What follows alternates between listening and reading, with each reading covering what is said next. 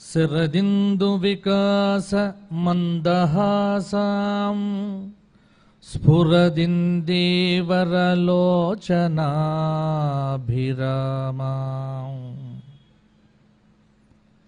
అరవింద సమాన సుందరాస్యాం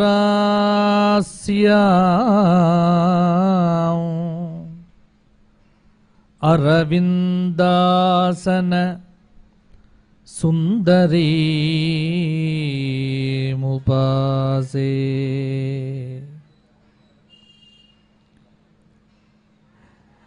మాలాం కుంఢీంచడమరుం శూలం శంఖం సుదర్శనం దధానం భక్తవరదం దత్తాత్రేయం నమామ్యహం.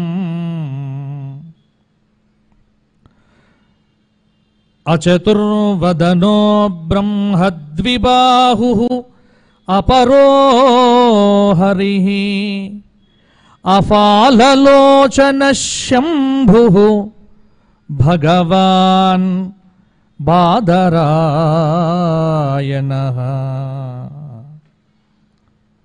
యం ప్రవ్రజంతమనుపేతమపేతకృత్యం ద్వైపాయనో విరహకాతర ఆవిరాసీత్.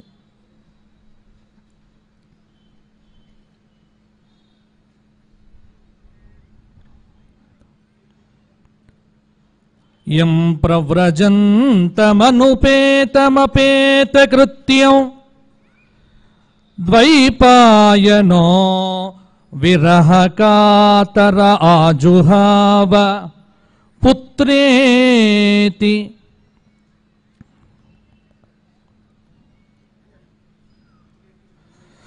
పుత్రేతి తన్మయతయ తరవోభినేదుః తం సర్వభూతహృదయం మునిమానతోస్మి.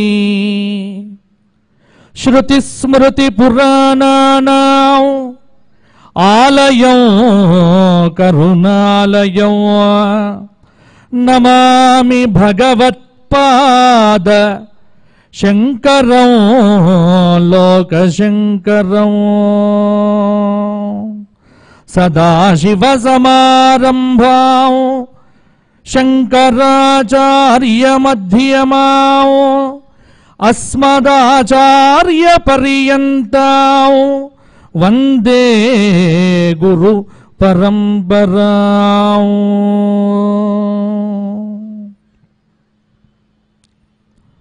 దక్షిణాంనాయ శృంగేరి శారదాపీఠాధీశ్వరులు జగద్గురువులు శ్రీ శ్రీ శ్రీ భారతీతీర్థ మహాస్వాముల వారికి, శ్రీ శ్రీ శ్రీ విధుశేఖర భారతి మహాస్వాముల వారి దివ్య చరణారవిందములకు అనంతకోటి సాష్టాంగ ప్రణామములు సమర్పణం చేస్తూ అస్మత్ గురు చరణారవిందాభ్యాం నమః.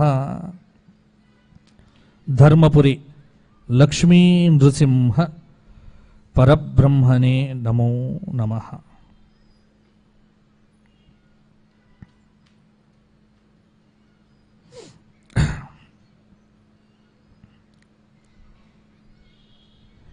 యం యం లోకం మనసా సంబిభాతి విశుద్ధ సత్వః కామయతే యాంశ్చ కామాన్ తం తం లోకం జయతే తాంశ్చ కామాన్. తస్మాత్ ఆత్మజ్ఞం అర్చయేత్ భూతికామః.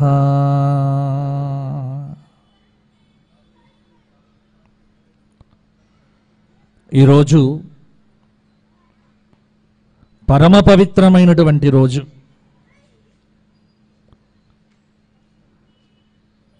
ఈరోజు ఈ విధంగా మన ఆదిశంకర ఉద్యానవనంలో ఇక్కడ మనం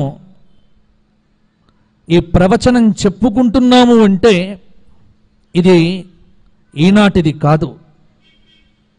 ఈరోజు ప్రవచనం చెప్పటానికి కావలసినటువంటి సంస్కారాన్ని, ధర్మాన్ని 1200 సంవత్సరాల క్రితమే మనకు ప్రసాదించినటువంటి జగద్గురువులైనటువంటి ఆదిశంకర భగవత్పాదుల వారి యొక్క అనుగ్రహ విశేషం వల్ల. గుర్తుపెట్టుకోండి, మనందరం ఈరోజు బతుకుతున్నామంటే ఈ బ్రతుకు మనది కాదు,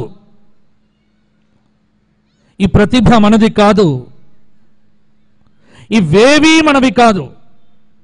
మన పూర్వీకులు, మన పెద్దలు, మహర్షులు మనదైనటువంటి భారతీయ గురు పరంపర అందించినటువంటి జ్ఞానం ఇదంతా.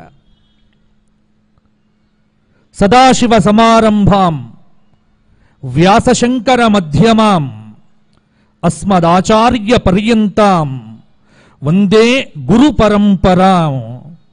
సదాశివుడు, ఆయనకు నారాయణుడు, నారాయణుడికి బ్రహ్మ, బ్రహ్మకు వశిష్ఠుడు, వశిష్ఠుడికి శక్తి, శక్తికి పరాశరుడు, పరాశరుడికి వ్యాసభగవానులు, వ్యాసభగవానులకు శుకభగవత్పాదులు, శుకుల వారికి గౌడపాదుల వారు, గౌడపాదుల వారికి గోవింద భగవత్పాదులు, గోవింద భగవత్పాదుల వారికి శంకర భగవత్పాదులు, శంకర భగవత్పాదుల వారికి సురేశ్వర, పద్మపాద, తోటక మొదలైనటువంటి హస్తామలక నలుగురు ఆచార్యులలో దక్షిణ ఆమ్నాయంలో శృంగేరి శారదా పీఠాన్ని మొట్టమొదలు అధిష్ఠించినటువంటి సురేశ్వరాచార్య, ఆ పరంపరలో విద్యాతీర్థ, ఆ పరంపరలో భారతీకృష్ణ తీర్థ, ఆ పరంపరలో విద్యారణ్య భగవత్పాదులు, ఆ విద్యారణ్య భగవత్పాదుల వారి యొక్క పరంపరలో అద్భుతమైనటువంటి ఉగ్ర నరసింహ భారతీ స్వామి వారు, ఉగ్ర నరసింహ భారతీ స్వామి వారి యొక్క పరంపరలోనే సచ్చిదానంద శివాభినవ్య నరసింహ భారతీ స్వామి వారు, వారి యొక్క శిష్యులు చంద్రశేఖర భారతీ మహాస్వాముల వారు, చంద్రశేఖర భారతీ మహాస్వాముల వారి యొక్క శిష్యులే అభినవ విద్యాతీర్థ మహాస్వాముల వారు, అభినవ విద్యాతీర్థ మహాస్వాముల వారి యొక్క శిష్యులు సాక్షాత్తు అపరశంకరులు శ్రీ శ్రీ శ్రీ భారతీ తీర్థ మహాస్వాముల వారు, శ్రీ శ్రీ శ్రీ భారతీ తీర్థ మహాస్వాముల వారి యొక్క హృదయ కమలమునందు వికసించినటువంటి, మన కనుల ముందు కనిపిస్తున్నటువంటి అద్భుత దివ్య విశేష ప్రాజ్ఞ స్వరూప బాల శంకర అభినవ శంకర స్వరూపమే శ్రీ శ్రీ శ్రీ విధుశేఖర భారతి మహాస్వాముల వారు. కాబట్టి సదాశివుడి నుండి విధుశేఖర భారతి స్వామి దాకా ఉన్నటువంటి పరంపర ఏదైతే ఉన్నదో ఆ పరంపరయే మన జీవన విధానాన్ని మనకు చెబుతోంది. ఎక్కడి నుంచి నువ్వు వచ్చావు అంటే, నాకు మూలం ఇంతమంది ఉన్నారు, నేను మామూలు వ్యక్తిని కాదు, నాకు ఒక పరంపర ఉంది. మీరు ప్రపంచంలో 196 దేశాల్లో 4782 మతాల్లో ఎక్కడ వెతికినా ఇది కనిపించదు. ఇది కేవలం ఒకే ఒక్క చోట, అదే కర్మభూమి దివ్యధాత్రి అయినటువంటి భారతదేశంలో మాత్రమే, సనాతన భారతీయ ధర్మంలో మాత్రమే కనిపించేటువంటి అద్భుత పరంపర. మిగతావన్నీ ఎడారి మతాలు, అవైదికమైనటువంటివి, వాటికి ప్రామాణికత లేదు. అందుకే ఒక్కటి గుర్తుపెట్టుకోండి, హిందూ ధర్మంతో భారతీయ ధర్మంతో సమానమైనటువంటి ధర్మం కానీ సంస్కృతి కానీ ఇక పుట్టదు, పుట్టబోదు. దీనితో సమన్వయం అనేటువంటి అంటే ఎక్కడ కూడా అనన్వయాలంకారమే. గుర్తుపెట్టుకోండి, ఎవరైనా పొరపాటుగా, ఎందుకంటే మా చిన్నప్పటి నుంచి ముఖ్యంగా మనం ఒకటి గుర్తుపెట్టుకోండి, చిన్నప్పటి నుంచి మేము వింటూ వస్తున్నాం, మా చెవుల్లో పోశారు. అవే పుస్తకాలు చదివాం. ఎందుకంటే నేను దాంట్లో అంటే రెండిట్లలో ప్రవేశం ఉంది. ఇటు బిఏ చేసి గోల్డ్ మెడల్ తీసుకొని ఉస్మానియాలో, కాకతీయ యూనివర్సిటీలో 2 పీజీలు చేసి 2 పీజీల్లో కూడా 6 గోల్డ్ మెడల్స్ తీసుకొని ఉస్మానియాలో పిహెచ్డి కూడా చేసినటువంటి వ్యక్తిని. అంటే యూనివర్సిటీ విద్యలో యూనివర్సిటీ పుస్తకాలు చదివినటువంటి వ్యక్తినే. కానీ చదివిన తరువాత జగద్గురువులైనటువంటి భారతీ తీర్థ మహాస్వాముల వారి దగ్గరికి, అలాగే అస్మత్ గురువరేణ్యులు పౌరాణిక సార్వభౌములు బ్రహ్మశ్రీ మల్లాది చంద్రశేఖర శాస్త్రి గారి దివ్య చరణ సన్నిధిలో అధ్యయనం చేసిన తరువాత నా సర్టిఫికెట్లు, నా పుస్తకాలు, నవన్నీ తీసి పెట్టెలో పెట్టి బీరువాలో పడేసి మీకు దండంరా బాబు అని పెట్టేశా. ఎందుకు? ఒకటే మాట, మా గురువుగారు ఎప్పుడు అనేది, ఏదో సంతోషంగా వెళ్తాం కదా, నాకు 32 ఏళ్లకే పిహెచ్డి అయిపోయింది. అది నేను పిహెచ్డి పట్టా పట్టుకొని డైరెక్ట్ గురుగారి దగ్గరికి వెళ్ళాను, మల్లాది మా గురువుగారి దగ్గరికి. వెళ్ళగానే వారేదో సంతోషపడి ఆశీర్వచనం ఇస్తారనుకున్నా. గురుగారు నాకు పిహెచ్డి పట్టా వచ్చింది అని వారి ముందు పట్టా పెడితే ఒక్క మాట అన్నారు, పిచ్చి వాళ్ళు పట్టుకునే పట్టా ఎందుకు పట్టుకున్నావురా. చాలా అంటే అక్కడికి వెళ్ళిన తరువాత అనిపించింది, ఓ నిజమే, రోమిల్లా థాపర్ ఈ ఎన్సీఆర్టీ బుక్స్ చాలా చదివాం. చదివిన తరువాత భారతదేశంలో ఎంత తప్పుడు ప్రచారం, ఆ తర్వాత ఇక్కడ చదివితే అర్థమైపోయింది ఎంత మనం దూరంగా వెళ్ళిపోయాం. అప్పుడు అనిపించింది ఇక లాభంలే, ఇది కాదు. భాగవతంలో ప్రహ్లాదుడు చెప్పినటువంటి మాట, హిరణ్యకశ్యపుడి దగ్గరికి వెళ్ళిన తర్వాత, ఏం చదివావురా నువ్వు, ఏం చదువుకున్నావు అంటే చెప్పలే, అబ్బాయి చదివించిరినను గురువులు చదివితి ధర్మార్థ ముఖ్య శాస్త్రంబులునే చదివినవి గలవు పెక్కులు చదువులలో మర్మమెల్ల చదివితి తండ్రి చదువులలో మర్మమెల్ల చదివితి తండ్రి. పొంగిపోలే తండ్రి హృదయం, ఆనందం, పట్టరాని ఆనందం కలిగింది. అబ్బా, చదువులలో మర్మమెల్ల చదివితివి. అవునానా, చదువులలో మర్మమెల్ల సారం చదివావా? ఓ చెప్పరా అబ్బాయి, ఏం సారం అంటే, ఏ రాజనీతి శాస్త్రమో, ఏ సామమో, ఏ దండనీతో, ఏ రాజనీతో ఏదో చెప్తాడు అనుకున్నాడు. ఎందుకంటే మనకు చాలా ఎక్స్పెక్టేషన్స్ ఉంటాయి జీవితంలో. శంకర జయంతి రోజున తెలుసుకోవలసిన ఒకే ఒక్క విషయం గుర్తుపెట్టుకోండి. శంకర విజయం మొత్తం చదివిన తరువాత అర్థమైంది ఏమిటి అంటే, అసలు సన్యాసం అంటే ఏమిటి అంటే, వితౌట్ ఎక్స్పెక్టేషన్స్ లివింగ్ అనేటువంటిదే సన్యాసం. గుర్తుపెట్టుకోండి, ఎక్కడ ఎవరి నుంచి ఏమీ ఆశించకుండా బ్రతకటమే సన్యాసం. గుర్తుపెట్టుకోండి, అది మనకు ప్రతిదీ ఎక్స్పెక్టేషనే. ఉదయం నుంచి లేస్తే మావిడ ఇవాళ ప్రేమగా మాట్లాడాలి, ఎక్స్పెక్టేషన్. ఫోన్లో మంచి మెసేజ్ రావాలి, ఎక్స్పెక్టేషన్. ప్రతిదీ ఉదయం నుంచి రాత్రి దాకా. ఎందుకు దుఃఖం వస్తుంది చెప్పండి? దుఃఖం ఎందుకు వస్తుంది? ఒక్కటే కారణం, కోరుకోవటం. ఒక వ్యక్తి నుంచి నాకు ఇలాగే కావాలి, ఈ వ్యక్తి నుంచి, ఈ వ్యక్తి నన్ను పలకరించాలి, ఈ వ్యక్తి నాతో నవ్వుకుంటూ మాట్లాడాలి. కానీ ప్రపంచంలో ఎప్పుడు కూడా గుర్తు పెట్టుకోండి, నువ్వు అనుకున్నది, నువ్వు ఎక్స్పెక్ట్ చేసిందేది కూడా నీకు దక్కదు. ఎందుకంటే ఏది రావాలో, ఏది కావాలో, ఏది చెయ్యాలో, ఎటు వెళ్ళాలో, ఏమి అవ్వాలో ముందే నిర్దేశించి ఉంది.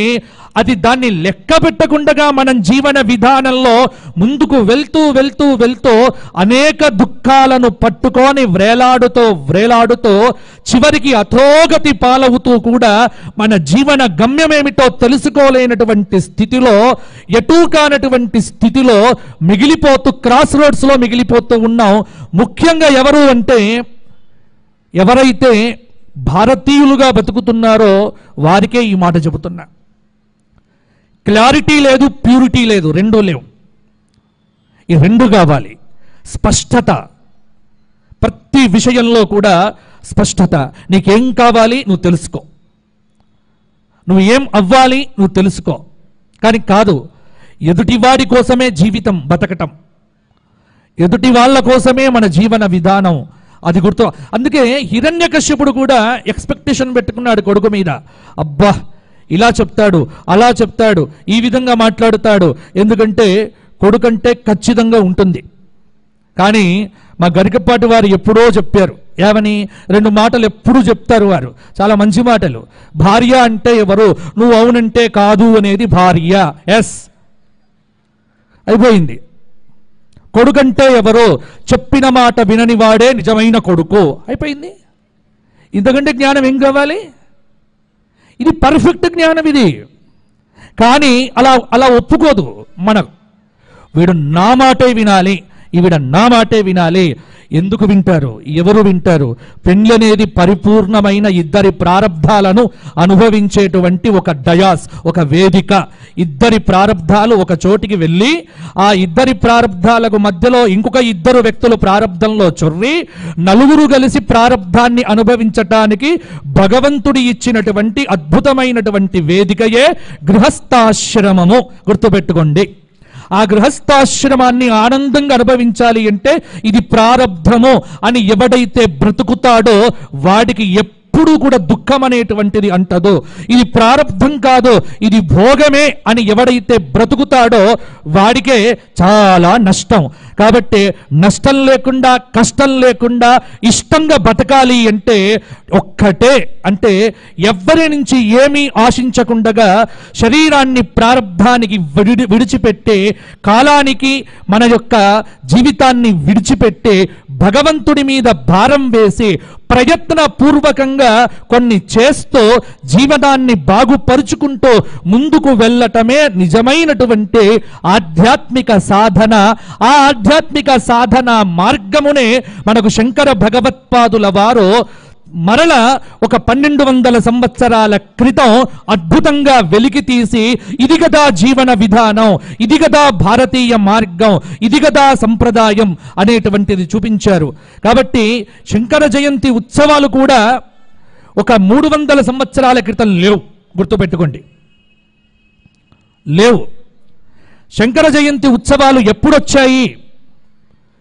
శంకర జయంతి ఉత్సవాలకు వేదిక ఎప్పుడు అంటే ఒక 300 సంవత్సరాల క్రితం వరకు శంకర జయంతి అంటే ఆదిశంకర భగవత్పాదుల వారు ఖచ్చితంగా వైశాఖ శుక్ల పంచమి రోజు అవతరించినట్టుగా ఉంది మన దగ్గర. కానీ ఈ వేడుకలు చేసేటువంటిది లేదు. ఎప్పుడైతే శ్రీ శ్రీ శ్రీ సచ్చిదానంద శివాభినవ్య నరసింహ భారతీ స్వామి వారు కాలటీ గ్రామానికి వెళ్ళి కాలటీలో పూర్ణానది ఒడ్డున అలా తిరుగుతూ ఉన్నప్పుడు ఆయన యొక్క స్వప్నంలో ఆయనకు ఎదురుగా ఆర్యాంబాదేవి కనిపించి, నాయనా ఇదిగో ఇక్కడే శంకరుడు ఉద్భవించినాడు నాయనా అని శంకర భగవత్పాదుల వారి యొక్క జన్మస్థలముకు సంబంధించినటువంటి రహస్యమును ఇక్కడ సచ్చిదానంద శివాభినవ్య నరసింహ భారతీ స్వామి వారికి చూపించి మార్గోపదేశం చేసి అక్కడ శంకర జన్మస్థలానికి ఒక ఏర్పాటు చేసి ఒక అద్భుతమైనటువంటి సంస్కృత విశ్వవిద్యాలయ స్థాపన చేసి దానికి తగినటువంటి విధానంలో సద్విద్యా సంజీవని అనేటువంటి ఒక సంస్కృత పాఠశాలను శృంగేరిలో కూడా నెలకొల్పి అక్కడి నుంచి శంకర జయంతి ఉత్సవాలనేటువంటిది అంగరంగ వైభవంగా ఒక సంప్రదాయబద్ధంగా వైశాఖ శుద్ధ పాడ్యమి నుంచి 5 రోజుల పర్యంతం తప్పకుండా ప్రతి ఒక్కరు కూడా చెయ్యాలి అనేటువంటి ఒక నియమాన్ని ఒక శాసనాన్ని అందించి, ఎందుకు అంటే శంకర భగవత్పాదుల వారి యొక్క జీవితమే మనకు మార్గదర్శనం. గుర్తుపెట్టుకోండి. తరువాత ఆచార్య పురుషులు 100 మంది రావచ్చు కాక అనేక సంప్రదాయాలకు చెందినటువంటి మహానుభావులు ఈ జగత్తులో ఉద్భవించినారేమో, కానీ గుర్తుపెట్టుకోండి, ఎవరు ఏ సంప్రదాయంలో ఉద్భవించినా వారందరికీ మాత్రం రోడ్డు వేసి ఈ మార్గంలో వెళ్ళండి అని చెప్పి ఒక రూట్ మ్యాప్ ఇచ్చినటువంటి వారు మాత్రం ఆదిశంకర భగవత్పాదుల వారే. ఇది మనకు చరిత్ర చెప్తున్నటువంటి సత్యం ఇది.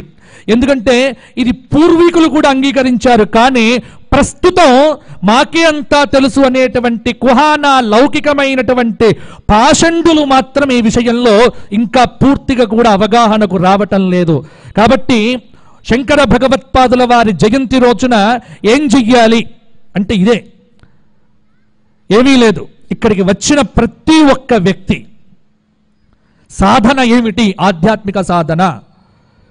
తగ్గించుకోండి, ఎక్స్పెక్టేషన్స్ తగ్గించుకోండి ఫస్ట్. ఇది ఎప్పుడైతే ఇది అంత నేనేదో చెప్పినంత ఈజీ కాదు. ఏదో ఎందుకంటే 1.5 గంట ప్రవచనం నాకు మైక్ ఇచ్చారు కదా అని ఇది నేను చెప్పడం కాదు, నేను ప్రాక్టీస్ చేస్తూ మీకు చెబుతున్నా. గుర్తుపెట్టుకోండి. ఎందుకంటే నాకు చాలా ఎక్స్పెక్టేషన్స్ ఉంటాయి, ప్రతి ఒక్కరికి ఉంటాయి. కానీ అవి తగ్గించుకున్న రోజున ఎంత సంతోషంగా ఉంటాము అంటే అంత సంతోషం.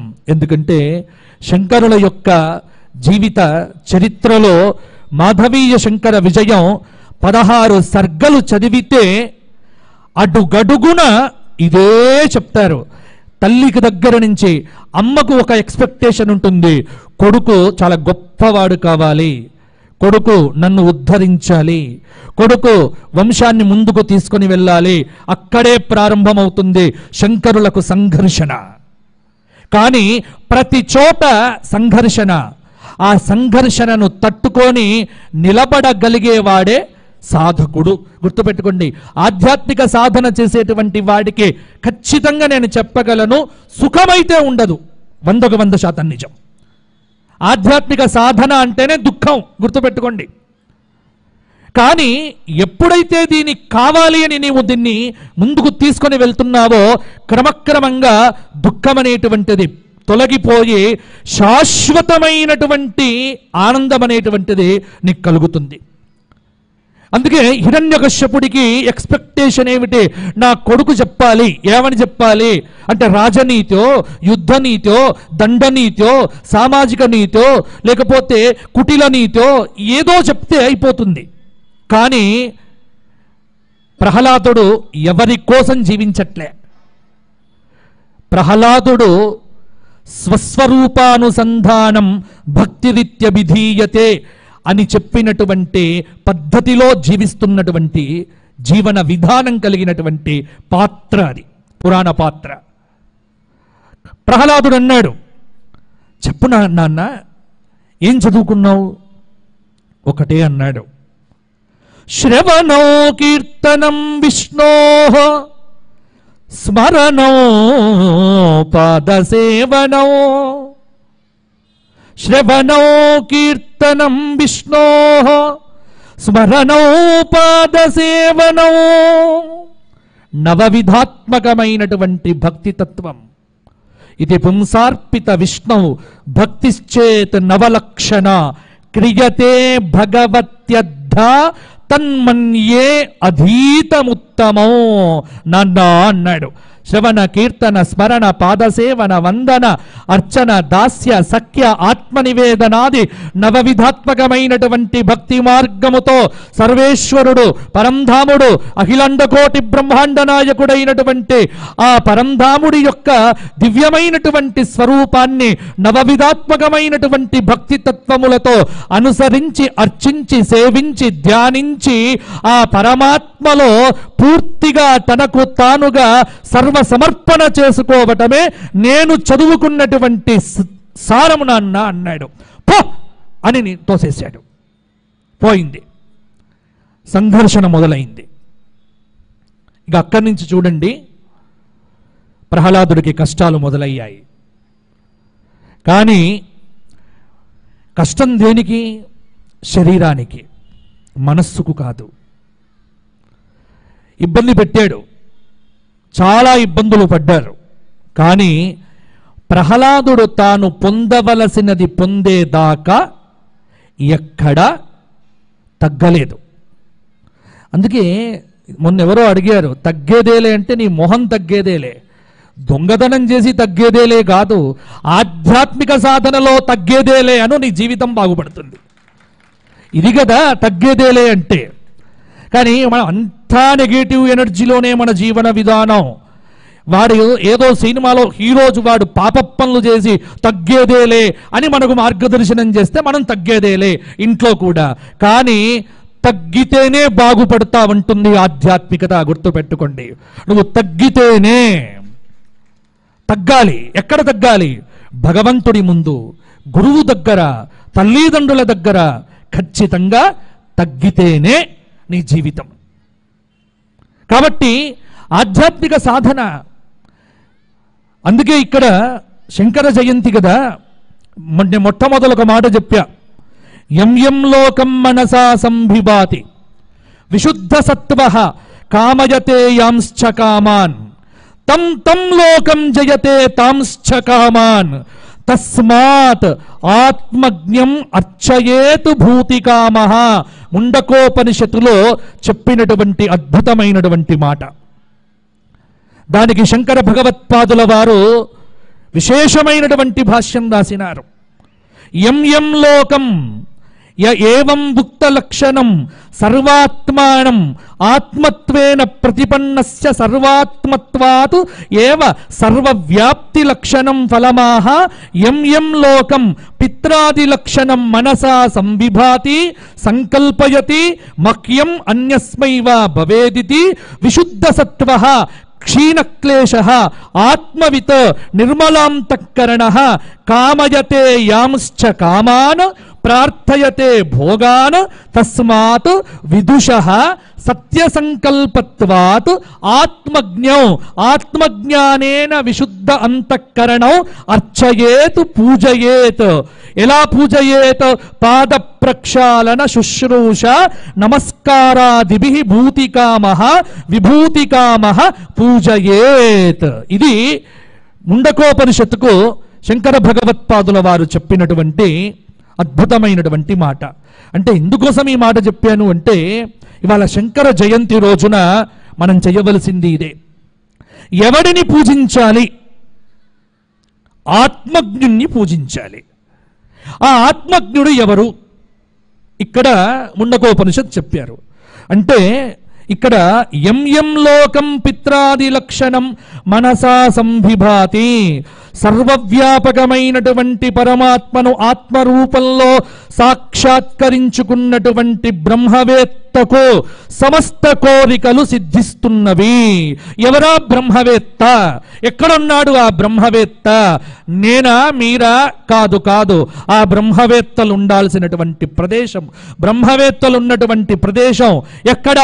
శృంగగిరి యందు ఉన్నారు బ్రహ్మవేత్తలు. అక్కడ ఉన్నారు బ్రహ్మవేత్తలు. ఎవరు? సదాత్మధ్యాన నిరతం విషయేభ్యః పరాంగుఖం నౌమి శాస్త్రేషు నిష్ణాతం చంద్రశేఖర భారతీం. చంద్రశేఖర భారతీ స్వామి వారు. ఎంతమంది దీంట్లో చంద్రశేఖర భారతీ స్వాముల వారి చరిత్రను చదివారో ఒకసారి చేతులు లేబట్టండి. 8 మంది కూడా లేరు. ఇదే ఘోరం. ఒక్కసారి చదవండి. ఎందుకోసం అంటే చంద్రశేఖర భారతీ స్వామి వారి చరిత్రే మీరు చదివితే మీ ఒంటి మీద రోమాలు నిలబడతాయి రోమాలు. ఇది కదండి చదవాల్సిన చరిత్రలు. చాలా సమయం నాకు చెప్తారు చాలామంది, ఏమిటి అంటే టైం లేదండి, బోలెట్ టైం ఉంది. దరిద్రమైన రీల్స్ చూడటానికి, ఇక సామాజిక మాధ్యమాల్లో గోల జుట్టానికి, పనికిరాని చెత్తనంతా మైండ్లో పెట్టుకోవటానికి కావలసినంత అంటే డైవర్షన్ ఇచ్చేటువంటివి చాలా నీ చుట్టూ ఉన్నాయి. దానిలో పడి కొట్టుమిట్టాడే బదులు రోజుకు ఒక్క అరగంట సేపు ఒక్క బ్రహ్మవేత్తకు సంబంధించిన ఒక్క పుస్తకం, శృంగేరి భారతి అనేటువంటి పేరుతో ఒక పుస్తకం ఉంది. అదే చంద్రశేఖర భారతి. అంటే మీరంతా అనుకుంటారు కష్టాలు మాకే వస్తాయని. కాదు, పొరపాటు. రామాయణం చదివిన తరువాత ధర్మరాజుకు జ్ఞానోదయం అయింది. ఎందుకంటే ధర్మరాజు మా ఫీలింగ్లోనే ఉన్నాడు. ధర్మరాజు కూడా ధౌమ్యుడు వస్తే, మార్కండేయుడు వస్తే అరణ్యవాసంలో, ఏవయ్యా ధర్మరాజా మొహమంతా అలం పెట్టుకొని ఏడుస్తున్నావేమిటి అంటే, ధర్మరాజుకో ఫీలింగ్ ఏమిటి అంటే, ప్రపంచంలో నాకంటే ఎక్కువ కష్టాలు పడేవాడికి ప్రపంచంలో ఎవ్వడూ లేడు. ఈ ఫీలింగ్ మనకు రోజు ఉంటుంది. కానీ పక్కింటి వాడిని అడుగు, అదే ఫీలింగ్లో ఉంటాడు వాడు కూడా. మీ వీధిలో ఉన్న ఎవరినైనా అడుగో, ప్రతి వాడికి సేమ్ ఫీలింగ్. కానీ ప్రతివాడు అనుకునేది ఏమిటి అంటే, నాకంటే కష్టం పడేవాడు ఎవ్వడూ లేడు. ఇంట్లో ఆడుకుంటున్నటువంటి 7 సంవత్సరాల పిల్లవాడు కూడా ఏమనుకుంటాడు అంటే, వాడికి ఫోన్ స్ట్రక్ అయిపోయి 5G రాక 3G వస్తూ అది చక్రం తిరుగుతూ ఉన్నప్పుడు ఆ పిల్లవాడి ఫీలింగ్ కూడా ఎలా ఉంటుంది అంటే, ప్రపంచంలో నాకంత కష్టపడేవాడు ఎవ్వడూ లేడు. వాడి నుంచి మొదలు పెట్టుకుంటే 99 ఏళ్ల వృద్ధుడి దాకా ఇదే ఫీలింగ్లో బతుకుతారు. దీనికి మినహాయింపు ఏం లేదు. ఇది ఎక్కడి నుంచి వస్తోంది? పరంపరాగతంగా వస్తోంది. మన తాతలు ఎక్కడ మహాభారతంలో ధర్మరాజుకు ఇదే ఫీలింగ్ కలిగింది. ధర్మరాజు అన్నాడు, ప్రపంచంలో నాకంటే కష్టపడేవాడెవడు అంటే మార్కండేయుల వారు పక్కున నవ్వాడు. భలే ఉన్నావయ్యా, ఇది కష్టమా అంటే అన్నాడు, ఏమయ్యా కష్టం కాదా? సింహాసన అర్హత ఉన్నా సింహాసనాన్ని పొందలే. 5 అన్నదమ్ములం, భార్య, తల్లి నిలువ నీడలేక ఈ అరణ్యాల్లో తిరుగుతూ తిండి కోసం కష్టపడుతూ ఇది కష్టం కాదా? నవ్వుతావు అంటే అంటాడు మార్కండేయుడు, ఏమయ్యా నీదొక కష్టమా అని. ఆ మార్కండేయుడు త్రేతాయుగంలో కష్టపడినటువంటి రామచంద్రమూర్తి యొక్క కథను మార్కండేయ స్వామి వారు కూర్చుండబెట్టి ధర్మరాజుకు చెప్తాడు.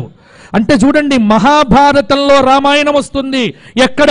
అరణ్య పర్వంలో రామాయణం మొత్తం వస్తుంది. అరణ్య పర్వంలో మార్కండేయుడు ఎప్పుడైతే ధర్మరాజుకు రామకథ చెప్తాడో, రామకథ విన్నటువంటి ధర్మరాజు కన్నీళ్లు కారుస్తూ ఒక్క మాట అంటాడు. ఏమిటి అంటే, మీరు సత్యం చెప్పినారయ్యా. అసలు త్రేతాయుగంలో అఖిలాండ కోటి బ్రహ్మాండ నాయకుడు, చిదానంద స్వరూపుడు, కోమల శ్యామల మధుర మంజుల సుందర వదనారవింద సౌందర్య ఏకాకార స్ఫూర్తిమంత అపురూప దివ్య లావణ్య సముజ్వల సుందర భాసుడుడైనటువంటి దశరథనందనుడైనటువంటి రామచంద్రమూర్తి పడ్డ కష్టం ముందు నా కష్టం ఒక లెక్కనా అంటాడు. ఒక లెక్కనా? పోయింది, కష్టం పోయింది. ఎప్పుడు? రామాయణం చదివితే ధర్మరాజు కష్టం పోయింది. ధర్మరాజు చరిత్ర చదివితే, నలుడి చరిత్ర చదివితే మన కష్టాలు పోతాయి.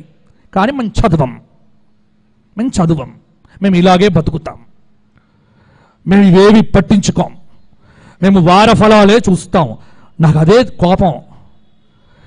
దిక్కుమాలిన ఫలం పెడితే 1,00,000 వ్యూస్ ఒక్క రోజులో.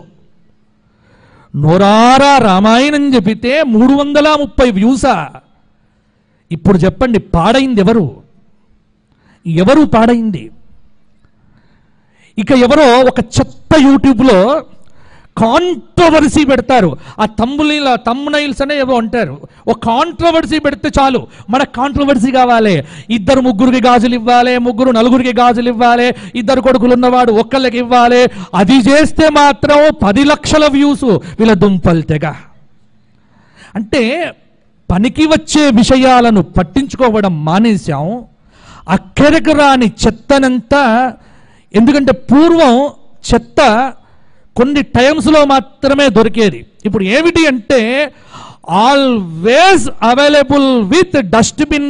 నీ పాకెట్లోనే నీ డస్ట్బిన్ పెట్టుకొని నువ్వు తిరుగుతూ ఉన్నావు. ఆ డస్ట్బిన్ పేరే చెత్తనంతా మనకు ప్రోగు చేసేటువంటి సెల్ ఫోన్. గుర్తుపెట్టుకోండి, ఇది అందరికీ వర్తిస్తుంది. ఎందుకంటే నీకు మంచి కూడా ఉంది, దాని మంచి పట్టదు మాకు. చదవండి ఒక్కసారి చంద్రశేఖర భారతీ స్వామి వారి చరిత్ర చదివితే కన్నీళ్ళు ఆగవండి. తండ్రి గోపాల శాస్త్రి గారు శృంగేరి పీఠంలో మహాపండితులు. సంతానమైంది వారికి. మొదటి సంతానం పోయింది గర్భం, పిల్లవాడు పుట్టడం పోవడం. రెండో సంతానం పుట్టడం పోవడం. మూడో సంతానం పుట్టడం పోవడం. నాలుగో సంతానం పుట్టడం పోవడం. ఐదో సంతానం పుట్టడం పోవడం. ఆరో సంతానం పుట్టడం పోవడం. ఏడో సంతానం పుట్టడం పోవడం. ఎనిమిదో సంతానం పుట్టడం పోవడం. తొమ్మిదో సంతానం పుట్టడం పోవడం. పదో సంతానం పుట్టడం పోవడం. 11వ సంతానం పుట్టడం పోవడం. 12వ సంతానం పుట్టడం పోవడం. ఒక తల్లికి 12 సార్లు గర్భాన్ని పొంది 9 నెలలు మోసి కన్న తరువాత పిల్లలు పోతే, ఒక్కసారి పోతేనే బాధ ఉంటే 12 సార్లు పోతే ఆ తల్లి వేదన చెప్పండి. తల్లి కడుపు చెరువైపోయింది. చెరువైపోయి శృంగేరి శారదాంబ దగ్గరికి పరిగెత్తి ఒక్క మాట అందట ఆవిడ.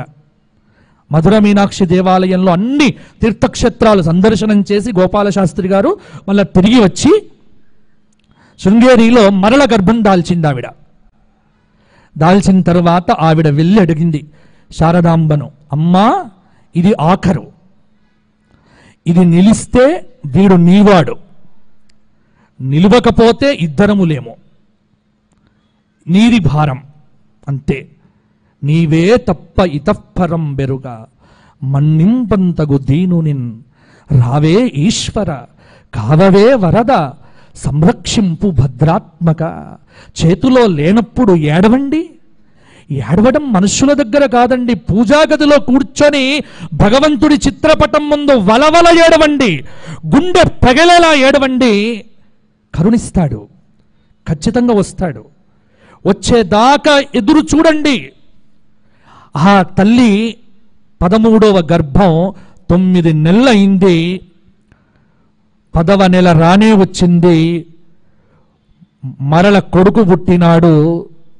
ఆ కొడుకే నరసింహశాస్త్రి అని పేరు పెట్టి, నరసింహస్వామి వారి పేరు పెడితే ఆ పిల్లవాడే పుట్టి మరల జీవించి ఆయనే శృంగేరి జగద్గురు మహాసంస్థానానికి 34వ పీఠాధీశ్వరులుగా చంద్రశేఖర భారతీ స్వామి వారిగా అవతరించారు. ఇది చరిత్ర.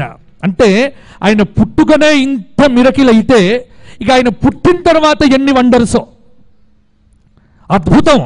ఆయన చరిత్ర చదివితే ఆయన గురువుల దగ్గరికి వెళ్ళే పద్ధతి. ఉగ్ర నరసింహ భారతీ స్వామి వారు వారికంటే ముందు వారు ఆయన కాకరకాయల స్వామి అని పిలిచేవారు. అంటే కాకరకాయ అంటే జీవించి ఉన్నంత కాలం పచ్చి కాకరకాయలు తిని రోజు చంద్రమౌళీశ్వర ఆరాధన చేసినటువంటి వారు ఉగ్ర నరసింహ భారతీ స్వామి వారు. ఎక్కడైనా చూస్తారండి ఇటువంటి చరిత్రలు? అది కాబట్టి ఎందుకోసం చెబుతున్నా, ఇది మీరు చదవండి. శృంగేరి భారతి, చంద్రశేఖర భారతి బ్రహ్మవేత్త అనే మాటకు అర్థం అక్కడ దొరుకుతుంది. ఎవరు బ్రహ్మవేత్తలు? ఎవరు నిజమైనటువంటి బ్రహ్మవేత్తలు అంటే రాజకీయ నాయకుల వెంబడి తిరిగేవారు బ్రహ్మవేత్తలు కాదు. కాషాయం కట్టుకొని రాజకీయ నాయకులు కనిపించగానే పీఠాలను విడిచిపెట్టేటువంటి వారు బ్రహ్మవేత్తలు కాదు. భారతదేశాన్ని ఏలేటువంటి ప్రధానమంత్రి కాదు, రాష్ట్రపతి వచ్చినప్పటికీ కూడా చంద్రమౌళీశ్వర పూజ చేస్తూ వచ్చినటువంటి వారు ఎంపీయా, ఎమ్మెల్యేనా, మహారాజా, లేకపోతే రాష్ట్రపత, లేకపోతే ఉపరాష్ట్రపత అనే సంబంధం లేకుండా తాను అర్చిస్తున్నటువంటి చంద్రమౌళీశ్వరునిలోనే సర్వమైనటువంటి పరబ్రహ్మ స్వరూప స్వస్వరూపాన్ని చూస్తూ స్వస్వరూపానుసంధానమైనటువంటి భక్తితో ఈ జగత్తునంతా కూడా మరచి తాను ఈ జగత్తులో ఉండి కూడా లేనట్టుగా ఎవరైతే బ్రహ్మవేత్తగా ఉండే అహం బ్రహ్మాస్మి అనేటువంటి అనుభవ వాక్యంలో సదా జీవిస్తూ తాను పొందుతున్నటువంటి ఆ శక్తిని ఈ లోక కళ్యాణం కోసం అహరహము కూడా పంచిపెట్టేటువంటి శృంగేరి దక్షిణాంనాయ శారదా పీఠాధీశ్వరులైనటువంటి భారతీ తీర్థ మహాస్వాముల వారే నిజమైనటువంటి బ్రహ్మవేత్త. ఎస్, బ్రహ్మవేత్త. దానికి సంబంధమే ఈ శ్లోకం. యం యం లోకం మనసా సంవిభాతి. అసలు బ్రహ్మవేత్త యొక్క లక్షణం ఇక్కడ చూపించారు. ఎందుకంటే ఇక్కడ తర్వాత మాట మీకు పూర్తిగా చెప్పలే నేను. అంటే అటువంటి బ్రహ్మవేత్త తనకు కానీ తన భక్తులకు కానీ ఏదైతే కోరుతున్నాడో అవన్నీ కూడా వెంటనే సిద్ధిస్తాయి అని. ఎందుకంటే మనం కూడా శృంగేరికి వెళ్తే ఏం చేస్తాం చెప్పండి? విధుశేఖర భారతీ స్వామి వారి దగ్గరికి వెళ్ళి ఏమడుగుతారు? మా ఆవిడ నా మాట వినట్లేదు స్వామి, ఏమైనా మంత్రం ఇవ్వండి స్వామి. మీ దుంపల్తెగా మీ ఆవిడ మీ మాట వినట్లేదు అని స్వామివారిని అడగటమా? ఇదే అడగటం అంటే మనం ఎంత గొప్ప వాళ్ళము అంటే సంసారం విడిచిపెట్టిన స్వాములకు కూడా సంసారాన్ని అంటించేటువంటి మహానుభావులమే. సంసారం విడిచిపెట్టినటువంటి స్వాముల దగ్గరికి వెళ్ళి ఎవరైనా ఒక్క జిజ్ఞాసాపూర్వకమైనటువంటి మాట అడిగారా? అడగం. అసలు ఆలోచనే రాదు. ఎంతసేపు వాడికి ఐఐటి వస్తుందా, లేకపోతే ఐఐఎం వస్తుందా, లేకపోతే కొత్త కోడలు వస్తుంది అని స్వామివారు కూడా ఏం మాట్లాడలేదు. ఎందుకంటే వస్తుంది పో అని మంత్రాక్షతలు ఇస్తారు. వచ్చింది, అక్కడ ఆగుతాడా? కొత్త కోడలు వచ్చిన తర్వాత మళ్ళా వీళ్ళిద్దరికి ఒక పుడతాడు కావాలి స్వామి. ఇచ్చాను పో, ఇచ్చి తిని పో, మరలా మంత్రాక్షతలు ఇస్తాడు. మరలా నెక్స్ట్ ఇయర్ మరలా శంకర జయంతి అయిన తర్వాత వాడిని పట్టుకొని వస్తారు. స్వామివారు మీ అనుగ్రహంతో పిల్లవాడు పుట్టాడు స్వామివారు, ఇప్పుడు ఏమిటి? వీడికి పేరు పెట్టండి స్వామివారు. పేరు పెట్టారు, పో. పెట్టిన తర్వాత మళ్ళా 5 సంవత్సరాలకు తీసుకొస్తారు. ఇప్పుడు ఏమిటి అంటే వీడు 5 సంవత్సరాలకు బాగా అద్భుతంగా ఉన్నాడు. ఏమిటి అంటే వీడు 5-6 సంవత్సరములకే ఐఐటి ట్రైనింగ్ వచ్చేట్టుగా ఆశీర్వదించండి స్వామి. పో, ఇచ్చి తిని పో. మరలా వీడికి మంత్రాక్షతలు ఇచ్చి ఇచ్చాను పో అంటారు. ఇవ్వాని ఎప్పుడు అనరు స్వామివారు, ఆశీర్వచనమే ఇస్తారు మీకు. అక్కడితో ఆగుతామా?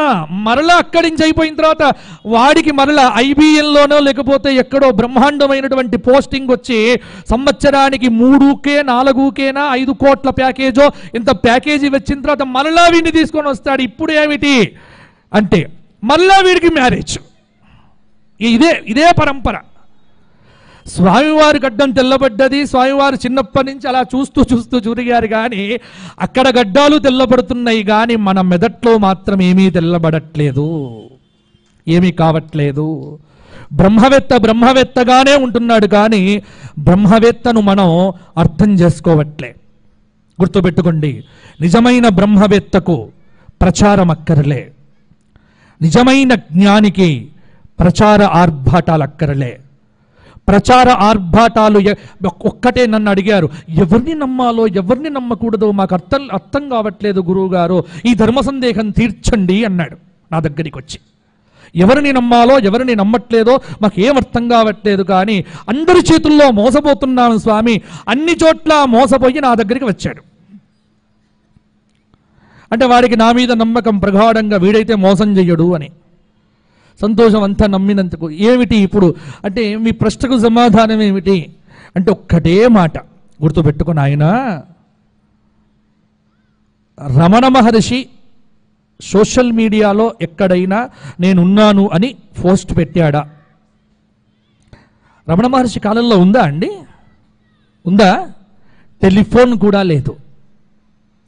మరి రమణ మహర్షి కొండ మీద ఉన్నట్టు ఎవరికి తెలిసింది? ఎవరు వెళ్ళారు? ఆయన యాడ్స్ ఇచ్చుకున్నాడా? ప్రకటించుకున్నాడా? నేను బ్రహ్మవేత్తను అని ప్రకటించుకున్నాడా? లేదు. ఆయన మానాన ఆయన కొండ మీదికి వెళ్ళి అక్కడ అరుణాచలం కొండ మీద కూర్చొని ముక్కు మూసుకొని తపస్సు చేసుకుంటూ ఉంటే ఆయన యొక్క శక్తి, ఆయన యొక్క తపో కిరణములు ఎవరైతే గ్రహించగలుగుతారో వారికి చేరి ఎక్కడ పల్నాడు జిల్లాలో ఉన్నటువంటి ఎవరు నాయన కావ్యకంఠ గణపతి మునీశ్వరులు వారు గ్రహించి ఒక విద్వానేవ విజానాతి విద్వజ్జన పరిశ్రమం, ఒక బ్రహ్మవేత్తను గుర్తించాలి అంటే ఇంకో బ్రహ్మవేత్తకు మాత్రమే సాధ్యమవుతుంది. అలా చేశారు. గుర్తుపెట్టుకోండి, అది నిజమైనటువంటి. అందుకే మీకు చంద్రశేఖర భారతీ స్వాముల వారు, ఉగ్ర నరసింహ భారతీ స్వాముల వారు, వీళ్ళందరి చరిత్రలు ఎందుకు చదువుమని చెప్తున్నానంటే ఈనాటి సమాజానికి అవసరం. ఎందుకంటే మోసపోవటంలో ఈనాటి సమాజం కంటే గొప్ప సమాజం ఎక్కడా లేదు. కనిపించేదే ఆర్భాటం. ఎందుకంటే ఏవో పేర్లు పెట్టుకొని పతంజలి యోగాన్ని పట్టుకుంటాడు, కానీ దానికి ఒక కొత్త పేరు పెడతాడు. పట్టుకొని పతంజలి పేరు మాత్రం చెప్పడు. యోగ చిత్తవృత్తి నిరోధ అని పతంజలి యోగ సూత్రాలని కొంతగా మార్చి దానికి ఇంజనీరింగ్ అని ఇంకో పేరు పెట్టి, ఆ పేరు పెట్టి, ఈ పేరు పెట్టి, దాన్ని కొత్త సీసాలో పోసి ఓ లేబుల్ అంటించి ఇలా చెయ్యండి అంటే ఆయన మన గురువు అవుతాడు. కానీ గుర్తుపెట్టుకోండి, భారతీయ సంప్రదాయంలో గురువులు ఎప్పుడూ కూడా తమకు తాము ప్రకటించుకోలేదు. తమ యొక్క శక్తి, తమ యొక్క ప్రజ్ఞ, తమ అపరూపమైనటువంటి తేజస్సే ఈ లోకానికి తెలియజెప్పింది. కాబట్టి ఏ బ్రహ్మవేత్త అంటే ఎక్కడైతే ప్రచారము లేదో అదే నిజమైన ఆధ్యాత్మిక కేంద్రం. గుర్తుపెట్టుకోండి, చాలామంది బ్రహ్మవేత్తలు ఉన్నారు ఈ జగత్తులో, చాలా చోట్ల ఉన్నారు బ్రహ్మవేత్తలు. మీరు కావాలంటే ఉత్తర భారతదేశం వెళ్ళండి, హిమాలయాలకు వెళ్ళండి, వేల మంది కనిపిస్తారు. అరుణాచలం కొండల్లో అరుణాచలం వెళ్తాం, ఇప్పుడు కొత్త ఒరవడి టోపీ అమ్మ. అరుణాచలేశ్వరుడు పట్టదు, ఎవ్వరు పట్టదు, టోపీ అమ్మ కావాలి.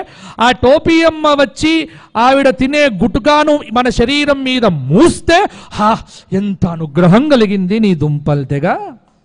ఇదా అంటే ఎందుకు ఈ మాట నేను చెప్తున్నా అంటే ఇవాళ చాలా సంస్కృతి. శంకర జయంతి నాడు ఇదంతా అవసరమా అండి?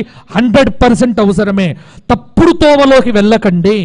నిజమైనటువంటి జ్ఞానం ఉన్న చోటుకు వెళ్ళండి. మీ సమయాన్ని వ్యర్థం చేసుకోవద్దు. మీ సమయం చాలా విలువైనటువంటిది. మనం బ్రతికేది చాలా తక్కువ సమయం. ఆ తక్కువ సమయంలో సమయాన్ని సద్వినియోగం చేసుకొని ఎక్కడైతే జ్ఞానం ఉంటుందో అటువంటి ప్రదేశానికి మాత్రమే వెళ్ళండి.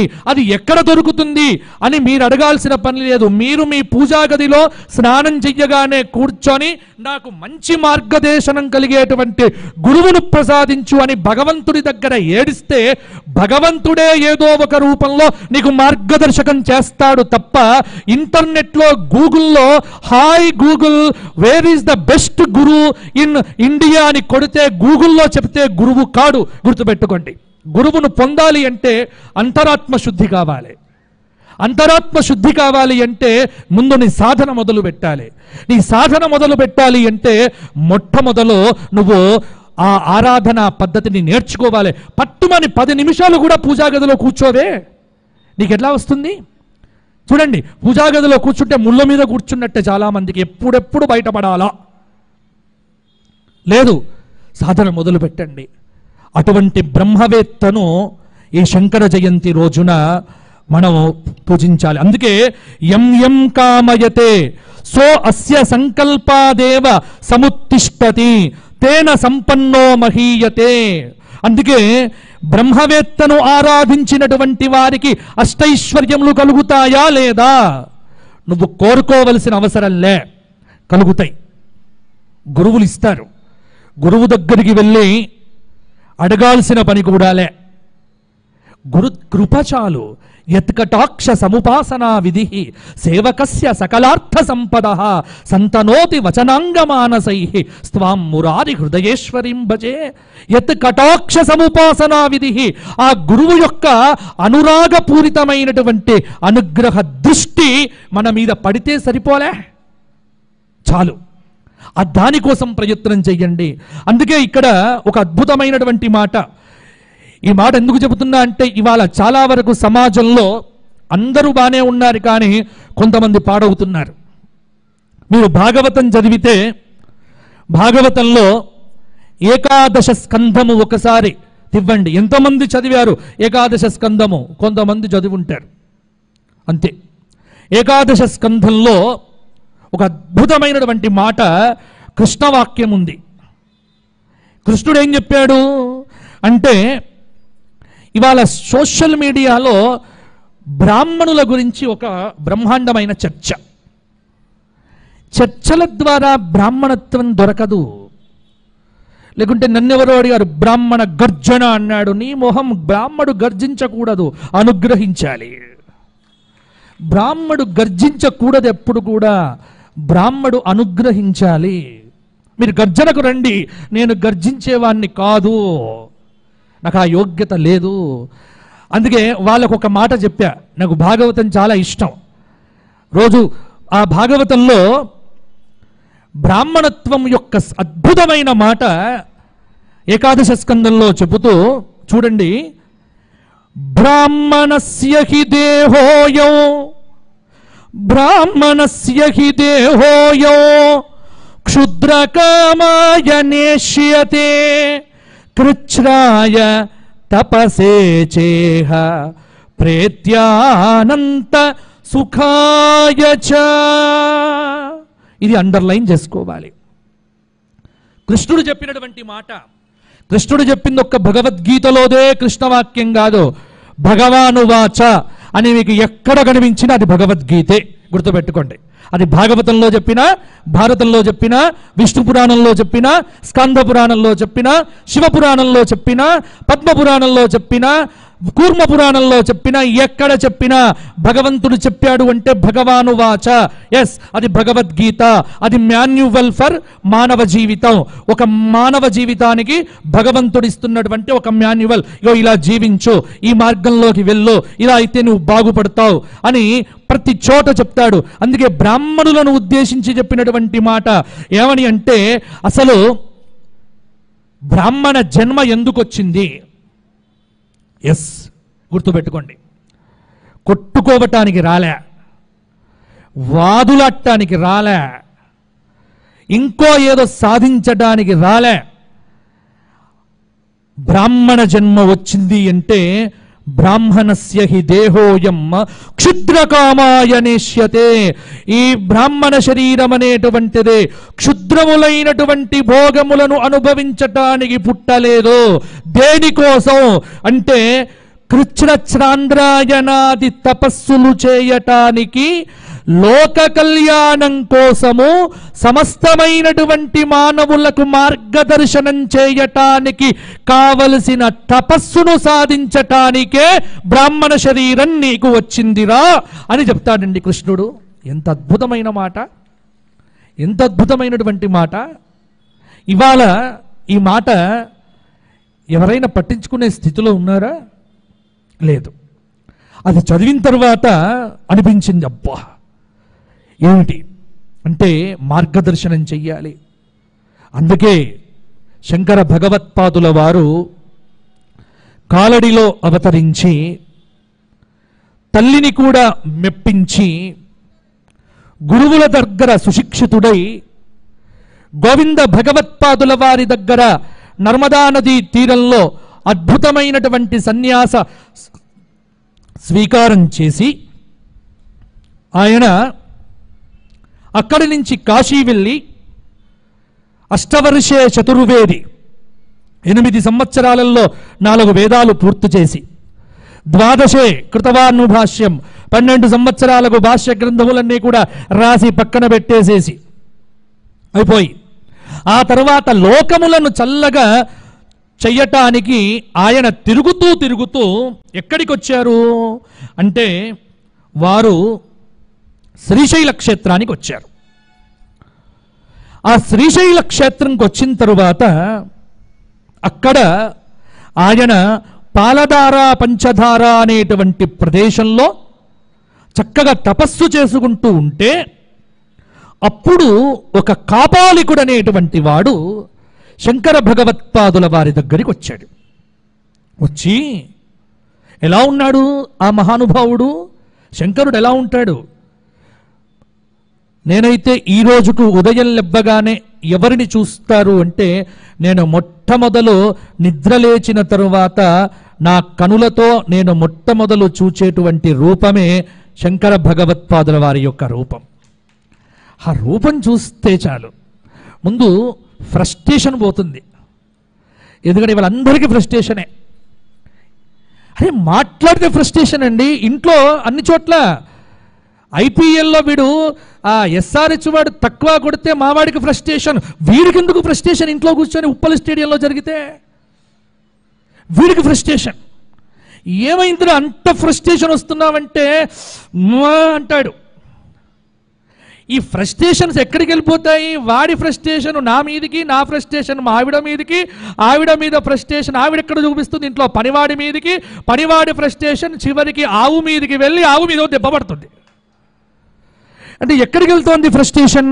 చూడండి, ఇవాళ ప్రతి ఇంట్లో జరిగేదే ఇది ఫ్రస్ట్రేషన్. చాలామంది అసహనం వ్యక్తం చేస్తున్నారు.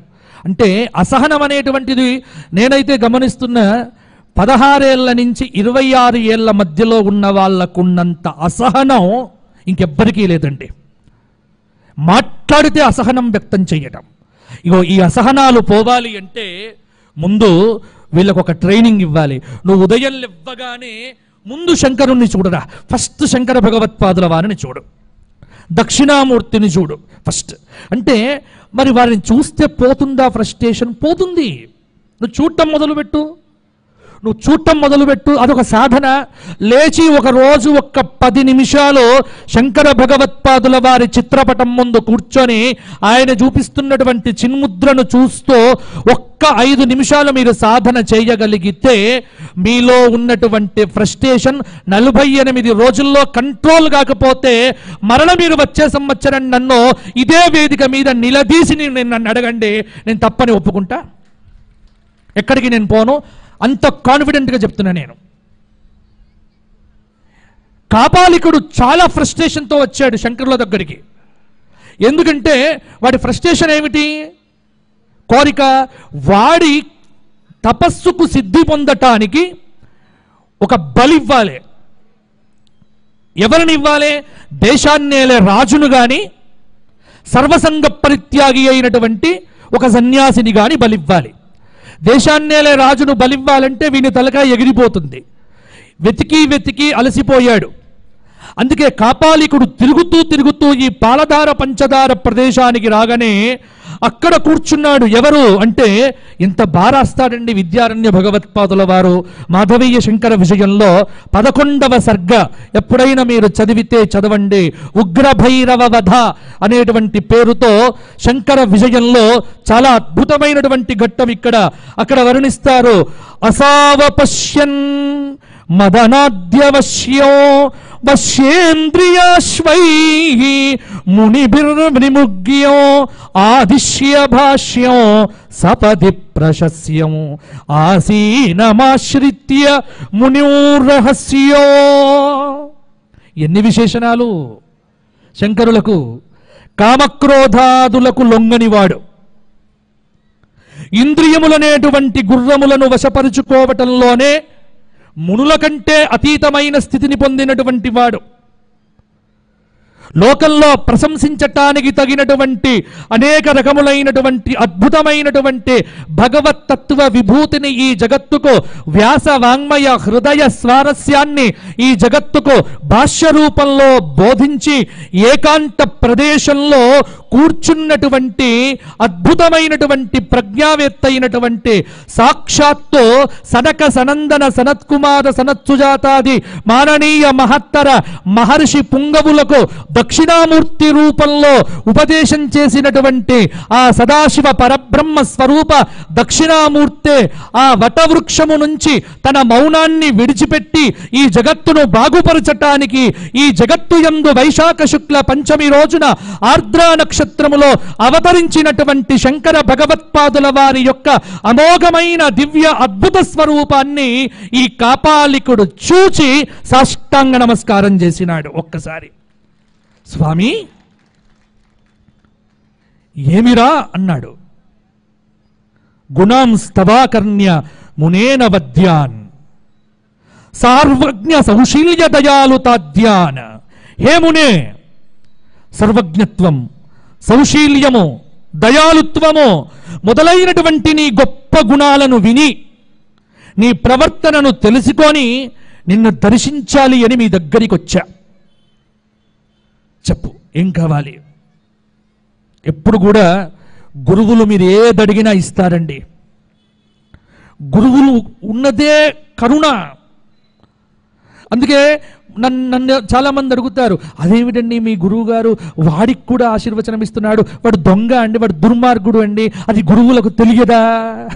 గురువుల దగ్గరికి ఎవ్వరు వెళ్ళిన, అందుకేరా జగద్గురు అనేటువంటి పదం ఏమిటి అంటే, ప్రపంచంలో ఎవడైనా దుర్మార్గుడైనా దుష్టుడైనా ఎవడైనా సరే తమ మార్గదర్శనం కావాలి అని ఒక్కసారిగా ఆ పరంధాముడి యొక్క భావనతో ఆయన దగ్గరికి వెళ్తే వాడిలో ఉన్నటువంటి శత్రుత్వాన్ని కూడా భావించక దుర్మార్గుడైనటువంటి వాడికి కూడా సన్మార్గాన్ని చూపించేటువంటి అపార కరుణామూర్తియే గురుస్వరూపమురా నాయన.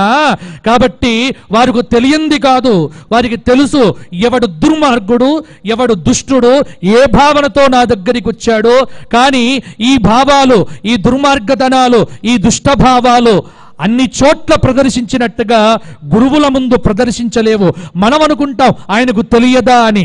ఆయనకు తెలియదు అనుకోవటమే మన అజ్ఞానం, గుర్తుపెట్టుకోండి. ఎందుకంటే మనం చాలా పెద్దవాళ్ళమైనామనుకుంటాం. వారికి చెప్పంత, గురువుగారు మీకు ఒక మాట చెప్పాలండి, నీ మొహం, ఆయనకు చెప్పేదేమిటి నువ్వు, తెలియదా? సర్వజ్ఞుడు ఆయన. కానీ ఒక్కడి గుర్తుపెట్టుకోండి, ప్రతి సమస్యను పట్టుకొని వేలాడరు గురువులు. మనం పొద్దున్న లేస్తే సమస్యల వెంబడి తిరుగుతాం. కానీ ఒక్కటేమిటి అంటే, ఏ సమస్యకైతే పరిష్కారం లేదో ఆ సమస్యను కాలానికి అప్పచెప్పి నిశ్చింతగా కూర్చుంటారు గురువులు. అందుకే గుర్తుపెట్టుకోండి, అటువంటి గురువులే ఈ భారతదేశాన్ని ఈనాటికి కాపాడుతూ ఉన్నారు. గుర్తుపెట్టుకోండి, ఇవాళ భారతదేశాన్ని కాపాడుతున్నటువంటి వాళ్ళు ఎవరో ఒక నాయకులు మాత్రము కాదు, వారి వెనక ఉన్నటువంటి గురువుల యొక్క అపార అనుగ్రహ శక్తియే ఇవాళ భారతదేశానికి మార్గదర్శకత్వం వహిస్తూ ఉన్నది. కాబట్టి మనం వారి శక్తిని గుర్తించట్లే, వారి వెనక ఉన్నటువంటి శక్తి, ఆ శక్తే భారతదేశానికి శ్రీరామ రక్ష. ఎందుకంటే మనం అనుకుంటాం, యదా ముకుందో భగవాన్ ఇమాం మహీం జగౌ స్వతన్వా శ్రవణీయ సత్కతః. ఏ రోజైతే కృష్ణ భగవానుడు ఈ జగత్తు నుంచి అడుగు తీసి పరలోకానికి పెట్టాడో ఆ రోజు కలియుగ ప్రారంభము అని. కలియుగ ప్రారంభమై ఇవాళటికి 5125 సంవత్సరాలు ఈ క్రోధినామ సంవత్సరానికి. అయితే 5125 సంవత్సరాలను మనకు చూపించినటువంటి భగవంతుడికి తెలియదా భారతదేశాన్ని ఎలా కాపాడుకోవాలో, భారతదేశాన్ని ఎలా రక్షించుకోవాలో? మనమెవరము? కాబట్టి నీవు చేసే ప్రయత్నం చెయ్యి తప్ప కర్తృత్వాన్ని నీ మీదే వేసుకొని నేను చేస్తున్నా, నేను కాపాడుతున్నా, కాపాడటానికి నువ్వెవ్వరో కాదు, నాహం కర్త హరిహి కర్త. కాబట్టి కర్తృత్వాన్ని వేసుకోవటం అజ్ఞానం, కర్తృత్వాన్ని వదిలిపెట్టడం జ్ఞానం. కర్తృత్వాన్ని వదిలిపెట్టినటువంటి రోజున నాయకుడైనా, వినాయకుడైనా, సంసారైనా వీడు అద్భుతంగా బాగుపడతాడు. కాబట్టి కర్తృత్వాన్ని విడిచిపెట్టడమే శంకర జయంతి రోజున మనం తెలుసుకోవలసినటువంటి అసలు సిసలైనటువంటి నీతి సూత్రం. గుర్తుపెట్టుకోండి, నా వల్ల ఇది జరుగుతుంది. Who are you? నీవెవరు? ఎక్కడిది నువ్వు? నా వల్ల వస్తోంది. ప్రపంచంలో ఒక భాగం నువ్వు, అంతే. నేను ఈ ధర్మాన్ని ఉద్ధరిస్తున్నా, నిద్దబడివిరా ధర్మాన్ని ఉద్ధరించటానికి. అందుకే మా గురువు గారు మల్లాది గారిని అడిగారు. ఆయన దగ్గరికి ఒక ఆయన వచ్చి, నేను ఇంత ధర్మాన్ని ఉద్ధరిస్తున్నా అంటే ఒక్కటే మాట చెప్పాడు. మా గురువులు మాత్రం మాకు చెప్పారు ఏమిటి అంటే, మా గురువుగారి తాత చెప్పారట, నాయన మనం ధర్మాన్ని ఉద్ధరించాల్సిన పని లేదురా, మనం ధర్మాన్ని పాడు చేయకుండా ఉంటే చాలురా అని. కాబట్టి మనమేదో ధర్మాన్ని ఉద్ధరించడానికి ఇక్కడికి రాలే. మన జీవితంలో మనం ధర్మాన్ని పాడు చెయ్యకుండా ఈ ప్రకృతి నుంచి వెళ్ళిపోతే మనకంటే ధన్యుడు ఇంకొక్కడు లేడు. గుర్తుపెట్టుకోండి, అది అక్కడితోనే ఆగిపోవాలి అంతే తప్ప నేను అసలైన ధర్మాత్ముణ్ణి అని ఎవ్వడు ధర్మాత్ముడు చెప్పుకోడు. ఎవడైతే చెప్పుకుంటున్నాడో అది కల్తీ బ్రాండ్ అని మీరు అనుకోండి. ఇదే గుర్తు, ఇది బండ గుర్తు. ఇంకా దీనికి వేరే మీమాంసలే అక్కరలే. శంకర భగవత్పాదుల వారు ప్రకటించుకున్నారా? ఆయన వెళ్ళి తపస్సు చేస్తున్నాడు. ఆయన అడిగాడు, ఏమిటి అయ్యా, నాకు మీ తలకాయ కావాలి. అంతేనా? నా తలకాయ? ఎందుకు నా తలకాయతో నీకేం పని అని అడిగారు శంకర భగవత్పాదుల వారు. అంటే మూర్ధాభిషిక్తస్య శిరఃకపాలం మునీషితుర్వా మమ సిద్ధిహేతు ఆద్యం పునర్మే మనసాప్యలభ్యం తతఃపరం తత్ర భవాన్ ప్రమాణం అంటాడు కాపాలికుడు. రాజు శిరస్సు గాని యతీశ్వరుడి శిరస్సు గాని నా యొక్క ఉపాసనలో నా సిద్ధికి కారణమై ఉన్నది. కాబట్టి శంకర శిరఃప్రదానే అద్భుత కీర్తిలాభ. ఒకవేళ మీరు గనక శిరస్సునిస్తే లోకంలో మీకు బాగా కీర్తి లభిస్తుంది. అందులో మీకు తెలియదా, దధీచి మొదలైనటువంటి వారు వెన్నెముకనివ్వలేదా వజ్రాయుధం కోసం? నీవు కూడా నాకు నీ తలకాయనివ్వు. చూడండి మన పురాణాలు ఎంత గొప్పవి అంటే దుర్మార్గుడికి కూడా ఎగ్జాంపుల్స్ దొరుకుతాయి. దుర్మార్గుడికి కూడా ఆ దుర్మార్గులకు దొరికేటువంటి ఎగ్జాంపుల్సే ఇప్పుడు సోషల్ మీడియాలో మన దుర్మార్గులు మాట్లాడేటువంటివి. గుర్తుపెట్టుకోండి. అలా ఎవరైనా మాట్లాడుతున్నాడు అంటే మన పురాణంలోంచే మనం తీసుకొని మాట్లాడుతున్నామంటే వాడు కాపాలికుడు, వాడు కక్రచుడు, వాడు హిరణ్యకశపుడు, ఇటువంటి వారు. కాబట్టి అటువంటి వారికి శంకర భగవత్పాదుల వారి యొక్క శిష్యులు దొరుకుతారు ఎప్పుడైనా, గుర్తుపెట్టుకోండి. అందువల్ల ఇక్కడ హే సాధు పుంగవ, ఇస్తావా ఇవ్వవా అంటే ఆయన ఒకే మాట అన్నాడు, నాయనా నైవాభ్యసూయామి వచస్త్వదీయం ప్రీత్యా ప్రయచ్చామి శిరోస్మదీయం. నీవు చెప్పిన మాటలకు నేను ఎప్పుడు కూడా బాధపడను నాయనా. నా శిరస్సును నీకు సంతోషంగా ఇచ్చివేస్తా, తీసుకో. కానీ నేను ఏకాంత ప్రదేశంలో సమాధిలో ఉంటా, అప్పుడు నీ అభీష్టము నెరవేర్చదను. ఎందుకంటే నా శిష్యులు కనుక నీవు నా తలకాయని తీసుకునే సమయంలో చూస్తే నీ తలకాయ మాత్రం ఉండదు, గుర్తుపెట్టుకో. కాబట్టి మా శిష్యులు లేకుండగా రేపు ఇదే సమయానికి ఇక్కడికి రావయ్యా అన్నాడు. చాలా ఆనందపడ్డాడు కాపాలికుడు.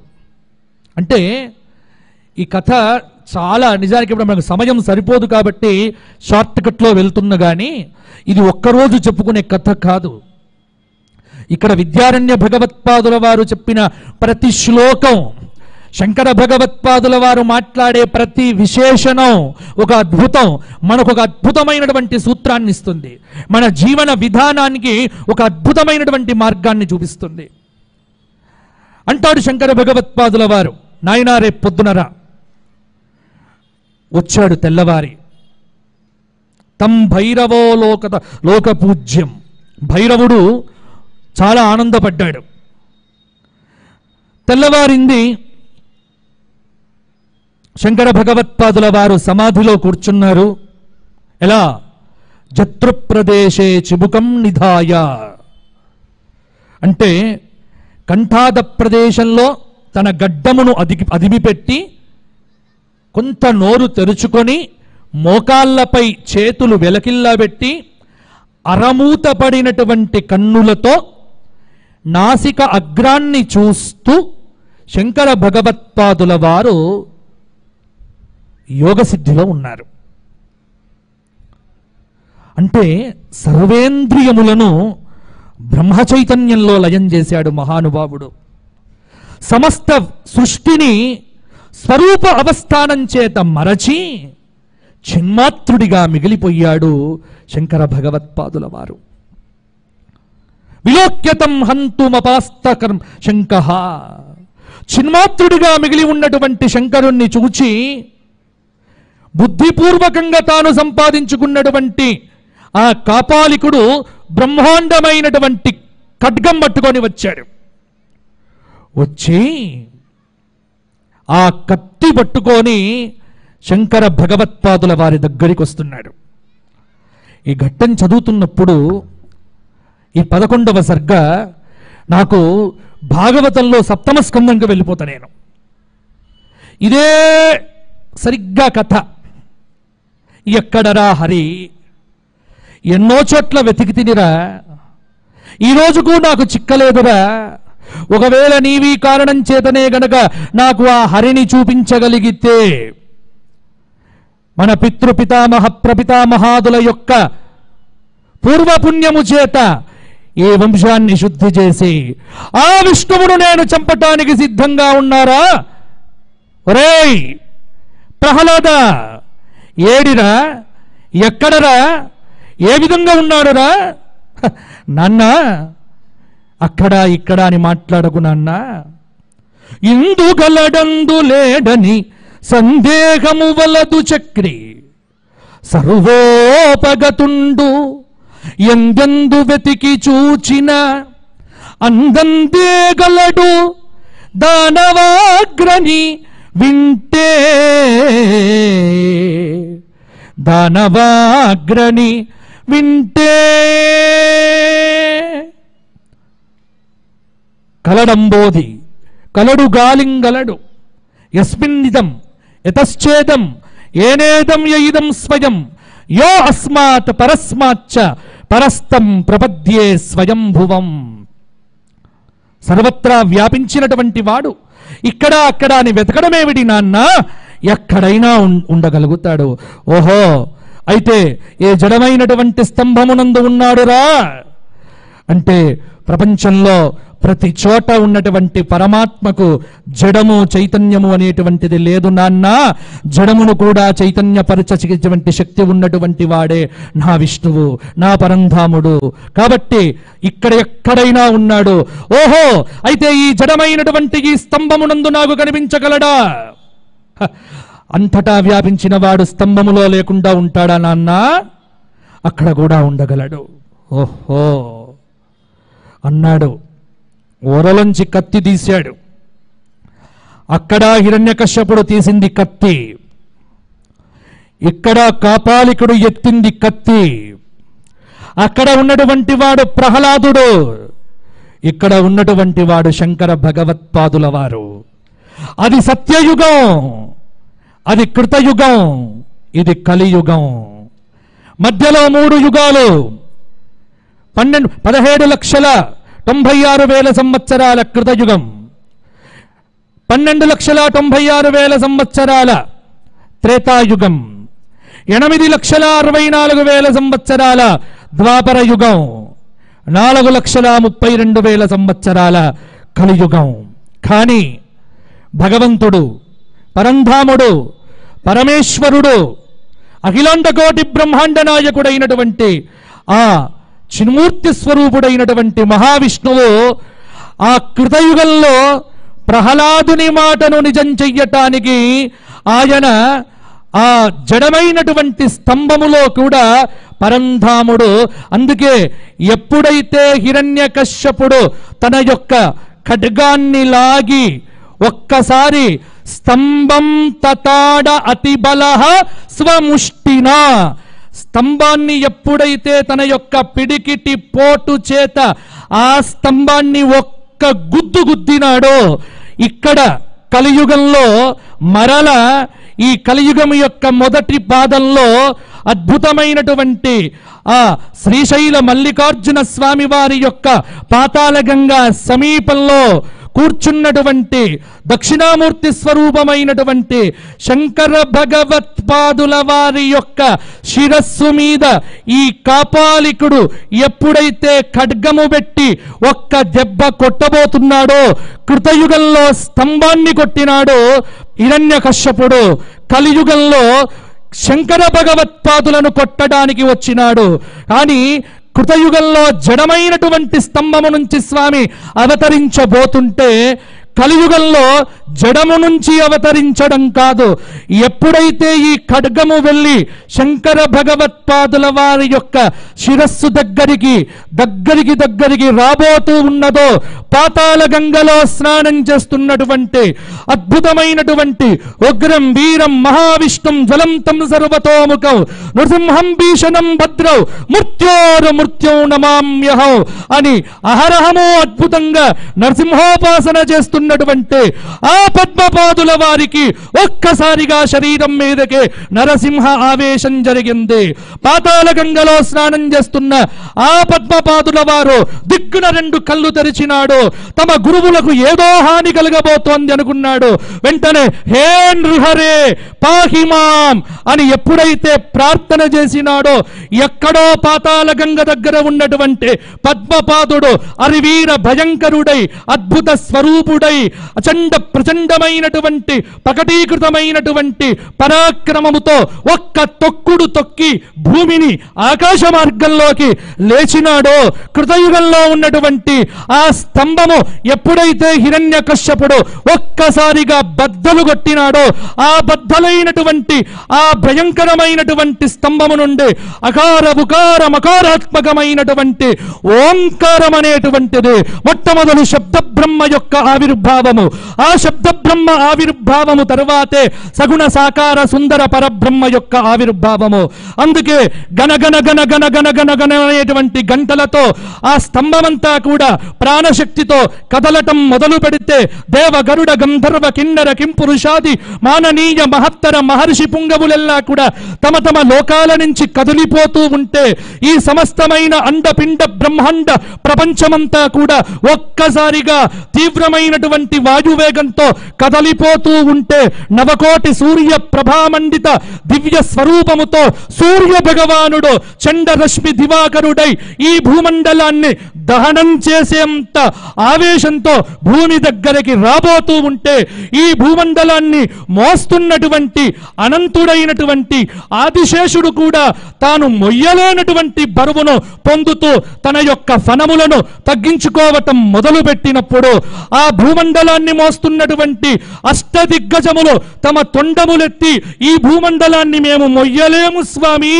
ఇదేమి బరువు స్వామి అని ఘీంకారములు చేస్తున్నటువంటి సమయంలో కైలాసంలో కూర్చున్నటువంటి ఆ పార్వతీ పరమేశ్వరులు ఒక్కసారిగా దిగ్గున లేచి నిలబడగా బ్రహ్మలోకంలో ఉన్నటువంటి సరస్వతీదేవి బ్రహ్మ ఒక్కసారి లేచి నిలబడగా సమస్తమైనటువంటి వరుణ వాయు కుబేర దిక్పాల సమస్తమైనటువంటి లోకములలో ఉన్నటువంటి వారంతా పరిగెత్తి పరిగెత్తి అక్కడికి వెళ్తూ ఉండగానే లోకమునకు ప్రళయం కలిగినటువంటి ఆవేశం అనేటువంటిది ఉద్భవించబోతోంది అని జగత్తంతా కూడా భయపడుతూ భయపడుతూ ఉండగానే ఆ స్తంభము చట చట చట పట పట పట పట పట పట పటమనేటువంటి అద్భుతమైనటువంటి పగుళ్లతో ఆ పగుళ్ళ నుంచి వచ్చినటువంటి నవకోటి సూర్య ప్రభామండితమైనటువంటి కాంతి, ఆ కాంతి మామూలుగా లేదు. 2 అద్భుతమైనటువంటి నాగళ్ళ లాంటి కాళ్ళు, ఆ కాళ్ళకు పెట్టుకున్నటువంటి గోర్లు అలా వంకర్లు తిరిగి ఆ గోర్ల నుంచి వచ్చినటువంటి నఖరోచులు ఏవైతే ఉన్నాయో ఆకాశ మార్గాన్ని కప్పివేస్తూ ఉంటే ఆయన యొక్క కట్టుకున్నటువంటి పచ్చనైనటువంటి పీతాంబరం, ఆ పీతాంబరం పైన పిడికిట్లో పట్టేంత నడుము, ఆ నడుము పైన బ్రహ్మాండమైనటువంటి వడ్డానము, ఆ వడ్డానము పైన బలిసినటువంటి వక్షస్థలము, ఆ వక్షస్థలము మీద కఠిన కక్రచమైనటువంటి విశాలమైనటువంటి కమనీయమైనటువంటి కౌస్తుభ మాణిక్యము, దాని మీద బ్రహ్మాండమైనటువంటి జూలు, ఆ జూలు మీద బయటకు వచ్చినటువంటి 2 కోరలు, ఆ కోరల మీద 2 ముక్కు పుటములు బడబాగ్ని కీలలు బయటికి తన్నుతూ వస్తున్నటువంటి సమయం, ఆ ముక్కు యొక్క పై మీద బ్రహ్మాండమైనటువంటి 2 నేత్రములు, ఒక నేత్రము సూర్యనేత్రమై ఒక నేత్రము చంద్రనేత్రమై 2 నేత్రములు, ఆ 2 నేత్రముల యందు ఒక బ్రహ్మాండమైన సద్యోజాత అఘోర వామదేవ ఈశాన తత్పురుష పంచముఖ పరమేశ్వర విలసితమైనటువంటి అగ్నినేత్రమే త్రినేత్రమై తృతీయ నేత్రమై ఆ 3వ నేత్రము ఒక్కసారిగా తరుచుకోవడం మొదలు పెట్టగానే ఆయన యొక్క బ్రహ్మాండమైనటువంటి జూలు, ఈ జూలు చేత కప్పబడినటువంటి కిరణములన్నీ కూడా ప్రపంచాన్ని కప్పివేయగా ఆ కిరీటము పైన ఉన్నటువంటి స్వరూపము 2 నేత్రముల పైకి తెరచి ఒక్కసారి చూడగా సత్యం విధాతుం నిజ భృత్య భాషితం వ్యాప్తించ భూతేష్వకిలేషు చ పురుషాత్మనః అదృశ్యతాత్యద్భుత రూపముద్వహన్ స్తంభే సభాయాం న మృగౌ న మానుషో ఒక్కసారిగా నరసింహుడై, ఉగ్ర నరసింహుడై, ప్రచండ నరసింహుడై,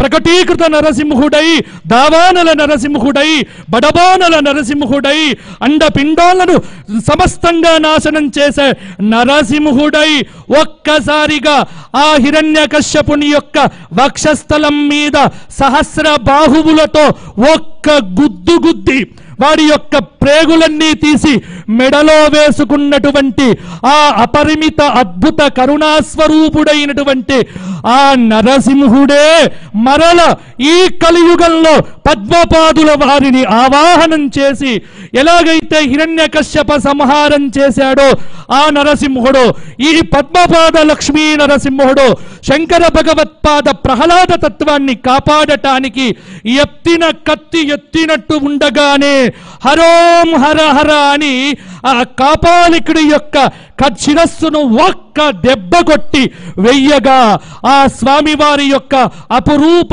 అద్భుత దివ్య లావణ్య సముజ్వల సౌందర్య స్వరూప ఆనంద చిన్మయ ప్రాకృత విశేష దివ్య లక్షణ స్వరూపమైన అర్చామూర్తి స్వరూపమైనటువంటి ఆ నారాయణ తత్వ దివ్యమైనటువంటి నరసింహ రూపాన్ని చూచినటువంటి శంకర భగవత్పాదుల వారు ఒక్కసారిగా కళ్ళు తెరచి, హే శంకర, హే నరసింహ, త్వం నృసింహ అట్టహాస, నీ నృసింహ అట్టహాసం అనేటువంటిది ఆ రోజు ప్రహ్లాదుని కాపాడితే ఈ కలియుగంలో నన్ను కాపాడటానికి వచ్చావు కదయ్యా అని ఒక్కసారి శంకర భగవత్పాదుల వారు ప్రహ్లాద నారద పరాశర పుండరీక వ్యాసాది భాగవత పుంగవ హృన్నివాస భక్తానురక్త పరిపాలన పారిజాత లక్ష్మీ నృసింహ మమ దేహి కరావలంబం అని స్వామివారిని ప్రార్థన చెయ్యగా అప్పుడు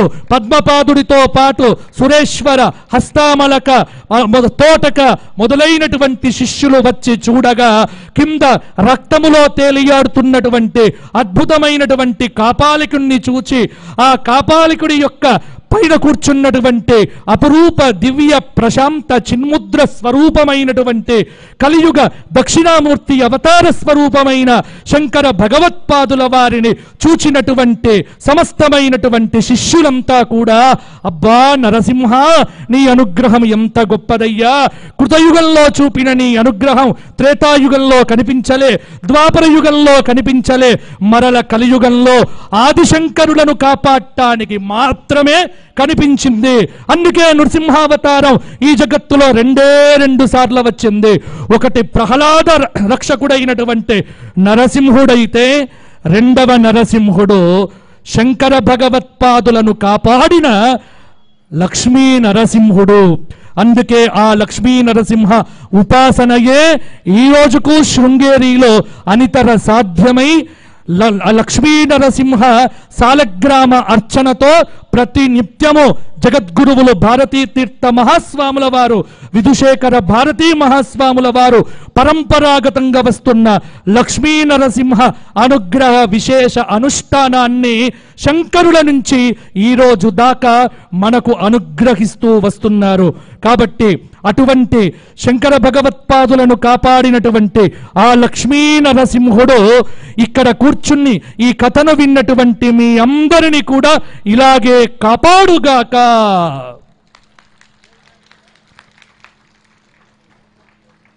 ఇది స్వామివారి యొక్క ఆవిర్భావం.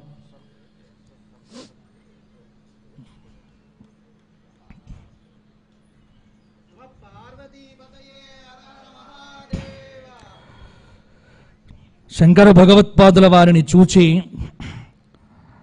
ఒక మాట అన్నట్ట నరసింహుడు, ఏమయ్యా,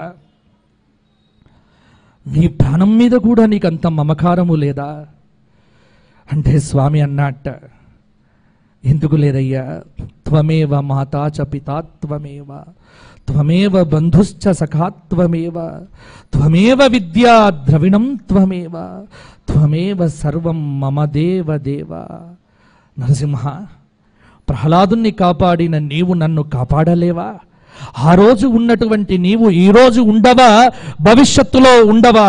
కాబట్టి కావలసిందయ్యా నీ పాదముల మీద నమ్మకం. అందుకే శంకర భగవత్పాదుల వారు ఆ పద్మపాద ఆవేశిత నరసింహ తత్వాన్ని చూచి ఒక అద్భుతమైన 3 శ్లోకాలు ఇక్కడ చెప్పినారు.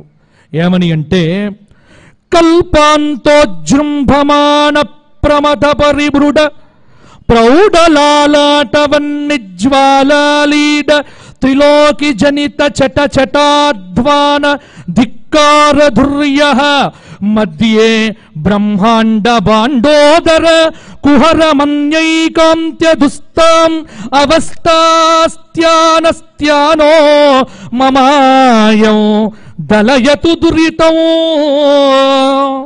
శ్రీ నృసింహ అట్టహాసః. ప్రళయకాలంలో విజృంభించిన ప్రమదాది రుద్రుడి యొక్క ప్రౌఢమైనటువంటి నొసటి అగ్నిజ్వాలల చేత ఆస్వాదించబడినటువంటి ముల్లోకముల యందు మించినటువంటి చటచట అనేటువంటి ధ్వనిని ధిక్కరించేటువంటి అద్భుతమైనటువంటి ప్రాజ్ఞత కలిగినటువంటి బ్రహ్మాండ బాండం అనేటువంటి ఉదర రంధ్రమునకు అబాధితమై ఏకరూపమైన ఉండటువంటి జనన మరణాది అవస్థను గూర్చి అగ్నిమూర్తి అయినటువంటి ఈ నృసింహ అట్టహాసము ఈ లోకములను కాపాడుగాక.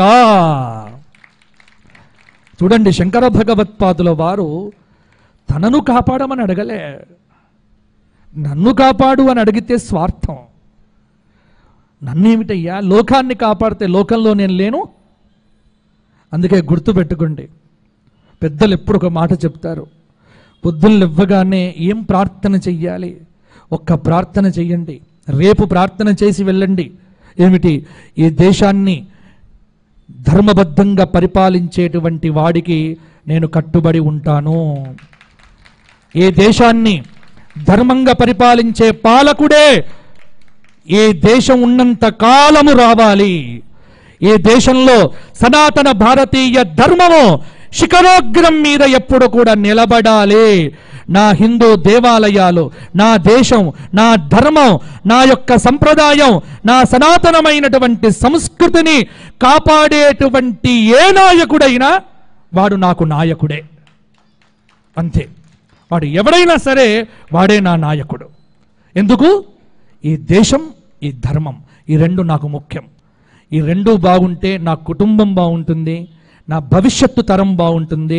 భవిష్యత్తు తరాలకు ఇవ్వాల్సింది గచ్చిబౌలిలో ఒక ప్లాటు, లేకపోతే అల్కాపురిలో ఒక ప్లాట్ కాదు.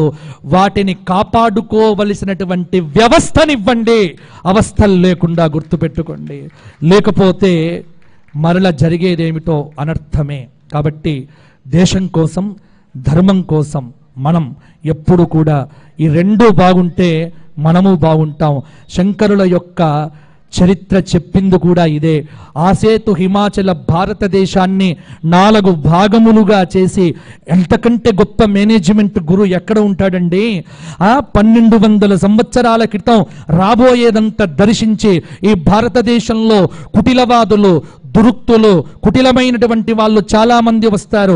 సంస్కృతిని నాశనం చేసేటువంటి వాళ్ళు ఏలుతారు. ఇటువంటి దుర్మార్గ, దుష్ట, నీచ, నికృష్ట, కష్ట, భ్రష్ట మొదలైనటువంటి వాళ్ళంతా కూడా రాజ్యాలు ఏలవచ్చుగాక.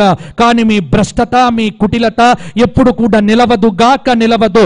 దాన్ని మించినటువంటి వాడు ఎప్పుడు కూడా ఈ జగత్తులోకి వస్తూనే ఉంటాడు అనేటువంటిది ఒక వ్యవస్థను ఏర్పాటు చేసి, దక్షిణమున శృంగేరి పీఠము, తూర్పున పూరీ పీఠము, అలాగే పశ్చిమాన ద్వారకా పీఠము, ఉత్తరాన బదరీ పీఠము, 4 పీఠములను స్థాపన చేసి భారతదేశాన్ని శిఖరాగ్రం మీద నిలబెట్టి సర్వజ్ఞ పీఠాన్ని అధిరోహించి ఈ భారతదేశంలో పుట్టినటువంటి వాడు సన్యాసి అయినా ఒక రాజ్యాన్ని పరిపాలించగలడు అని శంకర భగవత్పాదుల వారు సింహాసనం మీద కూర్చుండబెడితే రాజులను, ఆ తరువాత శంకర భగవత్పాదుల వారి తరువాత విద్యారణ్య భగవత్పాదుల వారు అదే పని చేసినారు. విద్యారణ్య భగవత్పాదుల కాలం తరువాత మరల ఇప్పుడు ధర్మం రాజ్యమేలుతోంది అంటే అది జగద్గురువుల యొక్క కృపయే. కాబట్టి గుర్తు పెట్టుకోండి, ఇంట్లో ఉండవలసింది, మీరు ప్రార్థన చెయ్యవలసింది మమ గోత్రం, మమ సూత్రం, మమ నక్షత్రం, మమ మమ మమ మమ మమ మమను విడిచిపెట్టడమే నిజమైన శంకర జయంతి. ముందు మమ అని విడిచిపెట్టండి. ఎప్పుడైతే ఈ మమను విడిచిపెట్టి అస్మాకం అనుకోండి, లేకపోతే అస్మాకం ఈ దేశవాసుల కోసం, ఈ దేశంలో ఉన్న వాళ్ళ కోసం కోరుకోవటం మొదలు పెట్టండి, మీరు కోరిన ప్రతి కోరిక సిద్ధిస్తుంది. మీరు అడిగిందల్లా ఇస్తాడు భగవంతుడు. ఎందుకంటే భగవంతుడు ఎప్పుడు కూడా చూస్తాడు, ఎంతసేపు అస్మద్ గోత్రం వర్ధతాం అభివర్ధతాం, అస్మద్ గోత్రం వర్ధతాం, అస్మద్ గోత్రం వర్ధతాం, అది ఖచ్చితంగా జరుగుతుంది. కానీ గోత్రం ఎప్పుడు వర్ధతాం అంటే ఇది బాగుంటే కదా, కాబట్టి ఇది బాగుండాలి. అలా కోరుకోండి. శంకరులు చేసిన పని ఇదే. కాబట్టి మనం చెయ్యవలసింది ఏమిటి అంటే, అంత గొప్ప దేశాన్ని, అంత గొప్ప సంస్కృతిని, అంత గొప్ప విశేషాలను, ఇన్ని పురాణాలను, ఇన్ని భాష్యాలను, ఇంత విలువైన సామ్రాజ్యాన్ని మనకు అప్పచెప్పితే మనం మన స్వార్థపూరితంగా ఆలోచించి వీటిని పాడు చెయ్యటానికా మనం పుట్టింది. కాబట్టి గుర్తుపెట్టుకుంది, మనం పుట్టింది పాడు చెయ్యటం కోసం మాత్రం కాదు. దయచేసి మీరు ఏం చేసినా, ఏం చెయ్యకుండా, ఏం చెయ్యకపోతే ఇంట్లో కూర్చొని పడుకోండి తప్ప అనవసరంగా నా దేశం కోసం, నా ధర్మం జోలికి వస్తే మాత్రం ఎవ్వడిని మినహాయించేది లేదు, ఎవ్వడిని కూడా ఊరుకునేది లేదు. కాబట్టి గుర్తు పెట్టుకోండి, మీరు ఎంతవరకు మా ధర్మం కోసం, మా దేశం కోసం ఎక్కడి వరకైనా వెళ్తాం. అందుకే ఇప్పుడు కొత్త సెంటెన్స్ ఏమిటి అంటే, దేశం కోసం, ధర్మం కోసం తగ్గేదేలే. ఇది ప్రపంచం. స్వస్తి ప్రజాభ్య పరిపాలయంతాం న్యాజ్యేన మార్గేణ మహిం మహిషాః గోబ్రాహ్మణేభ్యః శుభమస్తు నిత్యం లోకాః సమస్తాః సుఖినో భవంతు. అలాగే ఈ ఆదిశంకర జయంతి మహోత్సవం నేను దాదాపుగా అనేక సంవత్సరాలుగా పెట్టినప్పటి నుంచి, ఎందుకంటే ఈ వేదిక భారతీ తీర్థ మహాస్వాముల వారిని ఈ వేదిక మీదకి తీసుకురావటానికి నేను, బంగారయ్య గారు నల్లకుంట శంకర మఠంలో ఎన్ని పాటలు పడ్డామో మాకు తెలుసు. కానీ వచ్చారు భారతీ తీర్థ స్వామి వారు. నాకు తెలిసి మొత్తం మీరు ఆ వీడియో కూడా మీరు చూస్తారు చాలాసార్లు. భారతీ తీర్థ మహాస్వాముల వారి యొక్క మొత్తం చరిత్రలో నిలబడి ఎక్కడైనా ప్రవచనం ఇచ్చారు అంటే ఆ ఒక్క వేదిక, ఈ ఒక్క వేదికయే. ఈ వేదిక అదే. ఇక్కడ నిలబడి చెప్పినారు ఆయన. ఇక్కడికి వస్తూ అక్కడ నేను పక్కనే నేను నిలబడి ఉన్నాను, మా బంగారయ్య గారు ఇక్కడ నిలబడి ఉన్నారు. అక్కడి నుంచి పూరి పీఠాధీశ్వరులు, ద్వారకా పీఠాధీశ్వరులు, ఇలా ఎంతోమందిని తీసుకొచ్చి ఆదిశంకర భక్త సమాజం పేరుతో చాలా అద్భుతంగా ఉత్సవాన్ని నిర్వహిస్తున్నటువంటి మా సోదర తుల్యులు, మాకు సోదరుడి వంటి వాడు మా బంగారయ్య చక్కగా ఈ కార్యక్రమాన్ని, అయితే 2022లో ఆ ఎగ్జిబిషన్ గ్రౌండ్స్లో చేసినప్పుడు నేను లేను. అప్పుడు నేను అమెరికాలో ఉన్నా. అందుకని అమెరికాలో శంకర జయంతికి పిలిచారు, అక్కడికి వెళ్ళాను. 2023 క్రిత సంవత్సరము శంకర జయంతి ఉత్సవాలకు కాశీలో నేను ఉన్నాను. కానీ కాశీలో పోయిన గంగా పుష్కరాలకు నేను ఉన్నప్పటికీ కూడా నాకు ప్రవచనం చెప్పే అవకాశం అక్కడ రాలే ఆ రోజున. సరే, ఆ ఉత్సవాల్లో పాల్గొన్నాను. అంటే శంకర జయంతి ఉత్సవాల్లో దాదాపుగా 2 సంవత్సరాల గ్యాప్ తర్వాత మరల ఈ 2024 సంవత్సరం ఈరోజు నాకు ఇంకొక విశేషం ఏంటంటే, నాకు శంకర జయంతి ఉత్సవాలు మీరు ఎగ్జిబిషన్ గ్రౌండ్స్లో చేసినా, ఇంకో దేశంలో చేసినా నాకు ఎక్కడా ఇష్టం ఉండదు. ఒక్క ఈ ఆదిశంకర ఉద్యానవనంలో చేస్తేనే నాకు శంకర జయంతి ఉత్సవాల్లాగా కనబడతాయి. ఇంత మంచి ఉద్యానవనం విడిచిపెట్టి మనం ఎక్కడికో పరిగెత్తాల్సిన పని లేదు. ఎందుకంటే ఈ వచ్చే శ్రోతలు ఇంతమంది మాకు సరిపోతారు. ఎవరో కావలసిన వాళ్ళు ఇక్కడికే పరిగెత్తుకుంటూ వస్తారు. ఎందుకంటే ఈ వేదిక గొప్పది. ఈ వేదిక మహనీయులు తిరిగిన వేదిక, మహనీయుల పాద ధూళి మోసిన వేదిక, మహనీయులు సంచారం చేసిన వేదిక. ఈ వేదిక మీద కూర్చొని ప్రవచనం చెప్పడమే ఒక భాగ్యము, ఒక యోగము, గుర్తుపెట్టుకోండి. కాబట్టి నాకు చాలాసార్లు నేను బంగారయ్యతో ఎప్పుడు కూడా ఇదే అంటాను, మీరు అక్కడ పెట్టారు ఇక్కడ పెట్టారంటే నాకు ఎక్కడ పెట్టినా శంకర జయంతి ఉత్సవాలు నాకు పెద్దగా అనిపించదు. కానీ అలకాపురి ఈ ఆదిశంకర ఉద్యానవనంలో చేస్తే మాత్రం ముందు అందరికంటే సంతోషపడేటువంటి సంతోష్ కుమార్ శాస్త్రి నేనే. కాబట్టి మరల ఈరోజు నేను చాలా ఆనందంగా ఇక్కడ ప్రవచనం చెప్పగలిగానంటే ఇది కూడా ఒక ప్రధానమైనటువంటి వేదిక. ఎందుకంటే చాలామంది సత్పురుషులు మహానుభావులు చక్కగా ఇక్కడ ఉన్నారు. కాబట్టి అయితే ఒకటి ఇంతకు మించి జరగాలి, అద్భుతంగా జరగాలి. ఎందుకంటే నేను శంకర జయంతి ఒక సంవత్సరం మా బంగారయ్య గారు నేను ఒకే రోజున బొంబాయిలో ఒక పూట, కలకత్తాలో ఒక చోట. అంటే మా బంగారయ్య యొక్క ఆలోచన ఎలా ఉంటుందంటే వాట్ నెక్స్ట్ ఇంతకింత ఇంతకింత ఇంతకింత ఇంతింతై వటుడింతయై తానంతై నభోవీధిపై నండై తోయద మండలాగ్రమున కల్లంతై మహర్వాటిపై నంతై చంద్రునిపై నంతై ధ్రువునిపై నంతై సత్య పదోన్నతుండగుచు బ్రహ్మాండ అంద సంవర్తి. అక్కడి వరకు వెళ్ళినా కూడా వాట్ నెక్స్ట్ మరలా అంటారు. అంటే అంటే ఆయనకు ఉన్న ఉత్సాహం ఏంటంటే శంకర జయంతి ఇంకా చెయ్యాలి, ఇంకా బ్రహ్మాండంగా చేద్దాం, పడవల్లో చేద్దాం, పడవల్లో ఇవి పెడదాం. ఆ ఉత్సాహం ఎవరికి ఉంటుందండి? ఉత్సాహం ఎంతమందికి ఉంటుంది చెప్పండి ఉత్సాహం? అదే శంకర జయంతి ఉత్సవం చెయ్యాలి అనేటువంటి వ్యక్తులే కనుమరుగవుతున్నటువంటి ఈ తరుణంలో ఇలా జరుగుతున్నందుకు మీరందరూ గట్టి చప్పట్లతో మా బంగారయ్య శర్మ గారికి గట్టిగా చక్కగా, ఎందుకంటే అలాగే మా రమేష్ గుప్తా గారు, అలాగే వీళ్ళు ఎందుకంటే మొదటి నుంచి నిలబడ్డ సమాజం, మా భాస్కర్ రెడ్డి గారు, అలాగే రమేష్ గుప్తా గారు, అలాగే వీరంతా కూడా మొదటి నుంచి ఈ పాదులుగా నిలబడ్డటువంటి వారు. కాబట్టి భవిష్యత్తులో ఇంకా అద్భుతంగా ఈ శంకర జయంతి ఉత్సవాలు అయితే నేనైతే ఒక్కటే కోరుకుంటే ఏమిటంటే భవిష్యత్తులో ఎక్కడ చేసినా నన్ను మాత్రం మీరు అలకాపురి ఈ ఆదిశంకర ఉద్యానవనంలోనే నన్ను పెట్టి మీరు ఎక్కడైనా శంకర జయంతి చేయండి. ఇక్కడ మేము ఎందుకంటే ఇప్పుడు నెక్స్ట్ మొత్తం తెలంగాణలో ఉన్నటువంటి అన్ని జిల్లాల్లో చెయ్యాలి. ఎన్ని చోట్ల చేసినా భారతీ తీర్థ మహాస్వాముల వారు నిలబడి మైకును పుచ్చుకొని నేను ఎక్కడైతే ప్రవచనం చెప్తున్నానో అక్కడే నిలబడి వారు ప్రవచనం చెప్పిన అపురూప వేదిక ఈ వేదిక. అంతకంటే ఆ టైంలో అసలు శరీరం మీద రోమాలు నిలబడ్డాయండి ఆ రోజున. ఎందుకంటే ఇవాళ కూడా నాకు మొట్టమొదలు ఎంప్రవ్రజంతమనుపేతమపేదం దైవాయనో అంటే అక్కడ భారతీ తీర్థస్వామి వారు ఇక్కడ నాకు కనిపిస్తున్నారు. నాకు వేరే ఏం కనిపించట్లే, ముందుకు శ్లోకం పరిగెత్తట్లే. ఎందుకు అంటే నాకు ప్రపంచంలో నేను 2 చోట్ల నేను వణుకుతా, కాళ్ళ దగ్గర నుంచి. అలా వణికే ప్రదేశాలు నేను ఇంకా ప్రపంచంలో నేను ఎక్కడ భయమే లేదు నాకు. 2 చోట్ల మాత్రం నా మొత్తం పంచ కూడా తడిసిపోతుంది. ఎక్కడ అంటే ఒకరు మా గురువులైనటువంటి మల్లాది చంద్రశేఖర శాస్త్రి గారు అయితే వారి దగ్గర కూర్చొని ఇలా భయపడుతూ, అలాగే భారతీ తీర్థ మహాస్వాముల వారి దగ్గరికి వెళ్తే కూడా మా పరిస్థితి అంతే.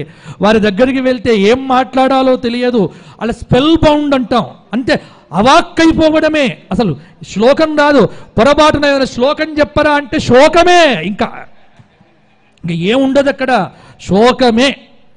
కాబట్టి ఇవాళ నాకు ఈ ప్రవచనం మొదలు పెట్టేటప్పుడు ఎందుకంటే ఆ శుకుల వారు నాకు ఇప్పుడు ధ్యానం చేసేటప్పుడు ఏమిటి అంటే ధ్యానంలో ఆ ధ్యానం చేసేటువంటి స్వరూపం మాకు కనిపిస్తూ ఉంటేనే మా ధ్యాన శ్లోకం ముందుకు వెళ్తుంది. నేను ఎంప్రవ్రజంతమనుపేదమపేద కృత్యన్వైపాయనో విరహకాతర ఆజుహావ అని ఇలా చదువుతూ ఉన్నానో అక్కడ శుకుడికి బదులుగా నాకు అంచులు లేనటువంటి భారతిగా ఎర్రటి గుడ్డలు కట్టుకొని కాషాయంలో ఉన్నటువంటి మంచి అద్భుతమైన చిరునవ్వు చిందిస్తున్నటువంటి మా భారతీ తీర్థస్వాముల వారు కళ్ళల్లో కనిపిస్తూ ఉంటే ఆగిపోవడం అయింది. ఎందుకంటే నాకు అప్పుడు గుర్తొచ్చింది, ఈ ప్రాంతమే కదా. చాలా రోజుల తర్వాత ఈ వేదిక మీద వచ్చానే నేను. ఎందుకంటే ఈ వేదిక మీద నేను భాగవతం చెప్పాను. ఇది సామాన్యమైన వేదిక కాదు, అద్భుతమైన అద్వితీయమైనటువంటి వేదిక. కాబట్టే ఇవాళ చాలా సంతోషంగా చాలా ఆనందంగా ఇక్కడ చెప్పగలిగానంటే ఇది నా శక్తి కాదు, ఇది ఎవరి శక్తి కాదు, ఈ శక్తి అంతా ఈ వేదికలో ఉన్నటువంటి శక్తి. కాబట్టి ఆ శక్తికి నేను శతకోటి వందనములు సమర్పిస్తూ ఓపిగ్గా ఇంతసేపు నన్ను భరించినందు మీ అందరికీ కూడా నేను ధన్యవాదాలు తెలియచేస్తూ నా ప్రవచనాన్ని విరమిస్తూ ఆదిశంకర భక్త సమాజ బృందానికి శతకోటి వందనములు సమర్పణ చేస్తూ నా ప్రవచనాన్ని ముగిస్తున్నాను. అనాయాసేన మరణం వినా దైన్యేన జీవనం దేహి మే కృపయా శంభో త్వయి భక్తిం అచంచలాం. నీ పాద కమల సేవయు నీ పాదార్చకులతోడి నెయ్యము నితాంత అపారభూత దయయును తాపసమందార నాకు దయసేయగదే. పితా యథా రక్షతి పుత్రమీశ జగత్పితాత్వం జగతః సహాయః కృతాపరాధం తవ సర్వకార్యే కృపానిధే మాం శివపాహి శంభో. భారత్ మాతా కీ, భారత్ మాతా కీ, భారత్ మాతా కీ. శంకర భగవత్పాద పూజ్య మహారాజ్ की, भारती तीर्थ स्वामी जी की, विधुशेखर भारती स्वामी जी की, श्रृंगेरी शारदा पीठं को जय.